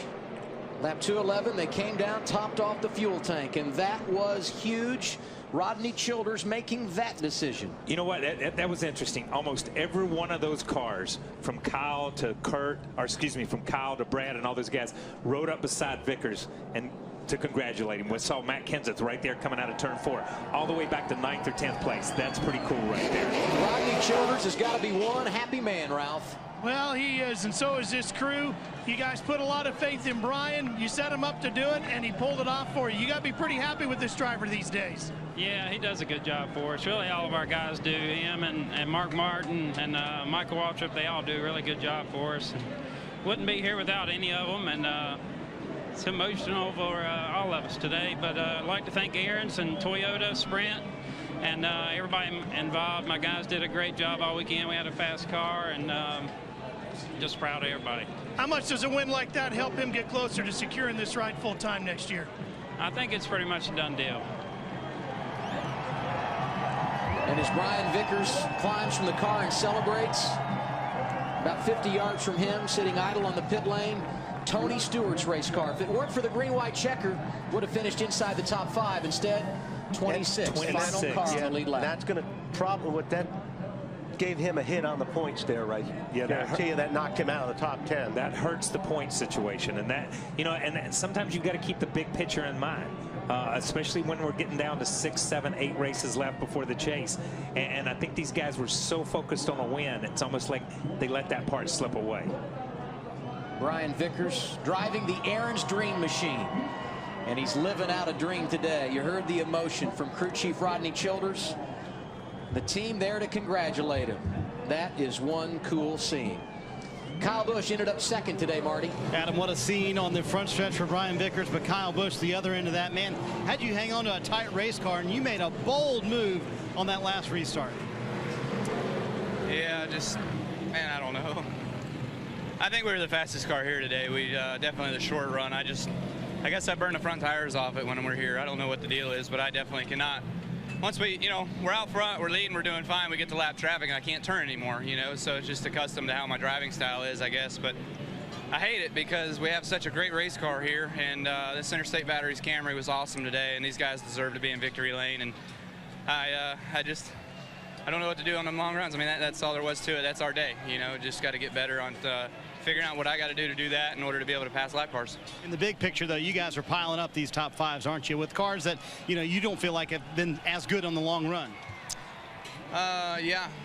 Our worst finishing races this season is 6th. Yeah. All the rest of them have been wadded up in a pile or blown up or something like that, and they've been. Daytona was 12th. I crossed the line 12th, but I was wrecking. So that was a good day. But yeah, I mean, we certainly have great race cars. Dave Rogers and Chris Gabehart and Steve Hogler. These guys are doing a great job for me. Really, really proud of them and what they've been able to do for us and giving us some good equipment. And guys on pit road have been awesome too. So we just got to keep knocking these out. It's good to get an off week, rebound a little bit, go to Indy, and start our last 18 weeks. Another impressive top 5 for Kyle Busch, Chris. Well, Jimmy Johnson goes from 43rd to 6th. 6th place, that's got to feel like a win today, Jimmy. We had a great race car. Once you get to the top 10, it's a different game trying to pass cars and work your way to the front there.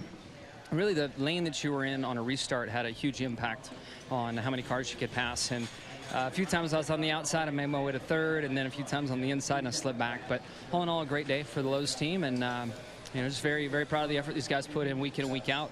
We're all going to enjoy this off week and then come back and get ready to go to Indy. Just listening to all the drivers out there, it sounded like it was so difficult to pass today. How did you get around 37 cars? It was tough. It wasn't easy by any means. You had to make quick work of people on the restarts, and then we all kind of fell in line, and you would have to wait for the guy in front of you to bobble and make a mistake. And these guys are all pretty good out there. There weren't many opportunities to get, but we just fought through the day and got our Lowe's Chevrolet to 6th. Once again, the 48 guys show you why they're a championship team.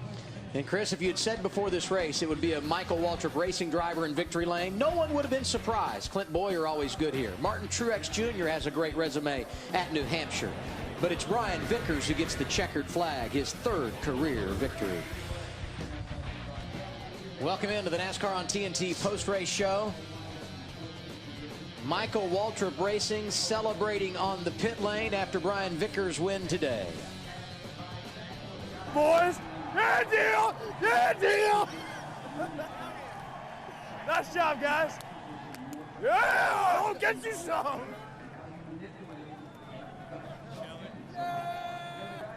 Yeah, Coach! Yeah, dog!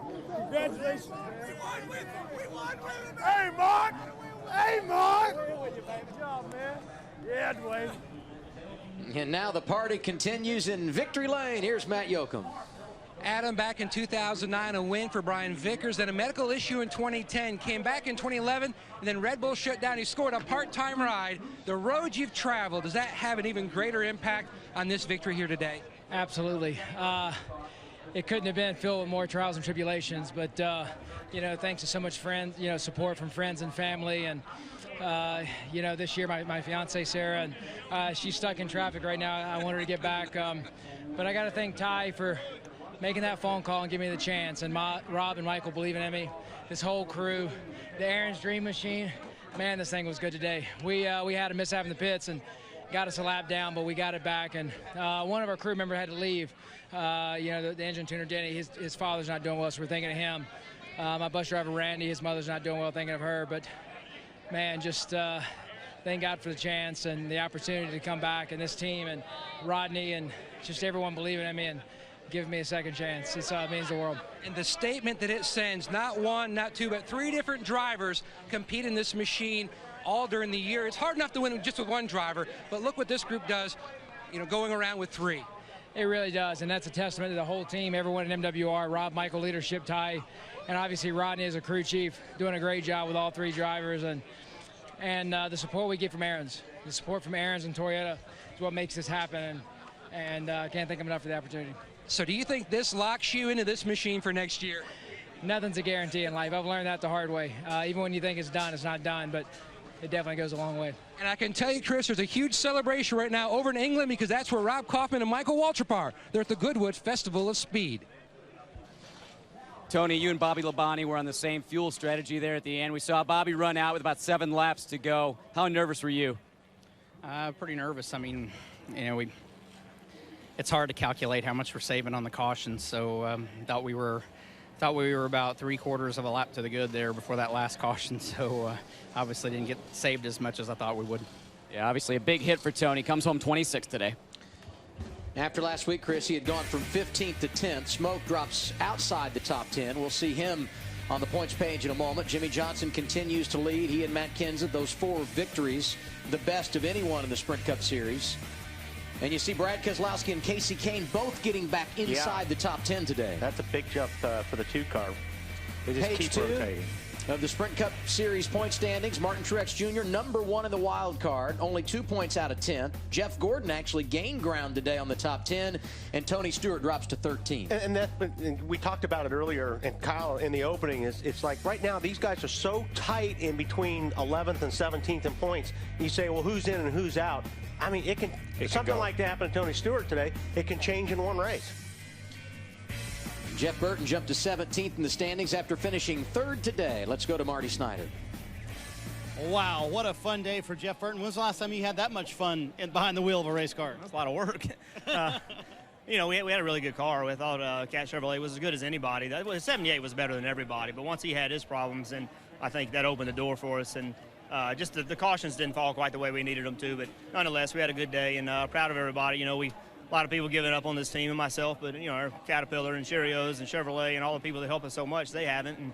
And we haven't given up on ourselves either. We're going to keep working, and we don't feel like we're out of this thing. We feel like we know we got an uphill battle, but we feel like we still have a shot at it. I was going to ask you personally, what does a top 5 like this mean, and a race where you ran in the top 5 all day long? Well, you know, honestly, last 2 months, we've been running solidly in the top 10 really, really consistently, and we just hadn't gotten the finishes. You know, at Kentucky, we ran in top 5 a lot and had a problem late. Sonoma, we were running 8th and had a problem late, and you know, those things just really hurt us. And early in the year, if there was a wreck on the racetrack, I got to it as quick as I could. I mean, it seemed like every wreck that was out there, I was in it. And hopefully that's behind us, and now we can focus on the forward and just keep getting better. Best finish of the year for Jeff Burton, 3rd today at New Hampshire. And great job today, Marty. And we now wrapped up the summer 6-pack. Larry, your thoughts as we look back? Well, I think looking back today, if you remember, one of our race analysis thought was in the pre-race was it could come down to that last call, and it certainly did. And that was, of course, Rodney Childers bringing Brian Vickers back to pit road to top that 55 car off with fuel. I think the other thing I note when I look at the top 5, Brad Keselowski maybe finally stopped the bleeding with a top 5 finish. Wally, Kyle, your thoughts? I don't know, man. I'd say a tip of the hat to Burton and Almirola and Bobby Labonte. 3 guys that we don't usually talk about. Had great days. And these guys, too. Vickers did a great job today. We never talked about him being a favorite. He put a stamp on it. So many people to say thank you to here at NASCAR on TNT. Too many to mention. So we just say thanks to all those that worked so hard for 6 weeks, zigzagging back and forth across the country and allowing us to do what we do. Thanks, with Kyle Petty. Thank you, Wally. And Thank Wally you, Wally. Thanks, I'm Kyle. Adam Alexander. Wally. Thanks for being with us for NASCAR on TNT. And congratulations to Brian Vickers. He gets the victory this afternoon at New Hampshire.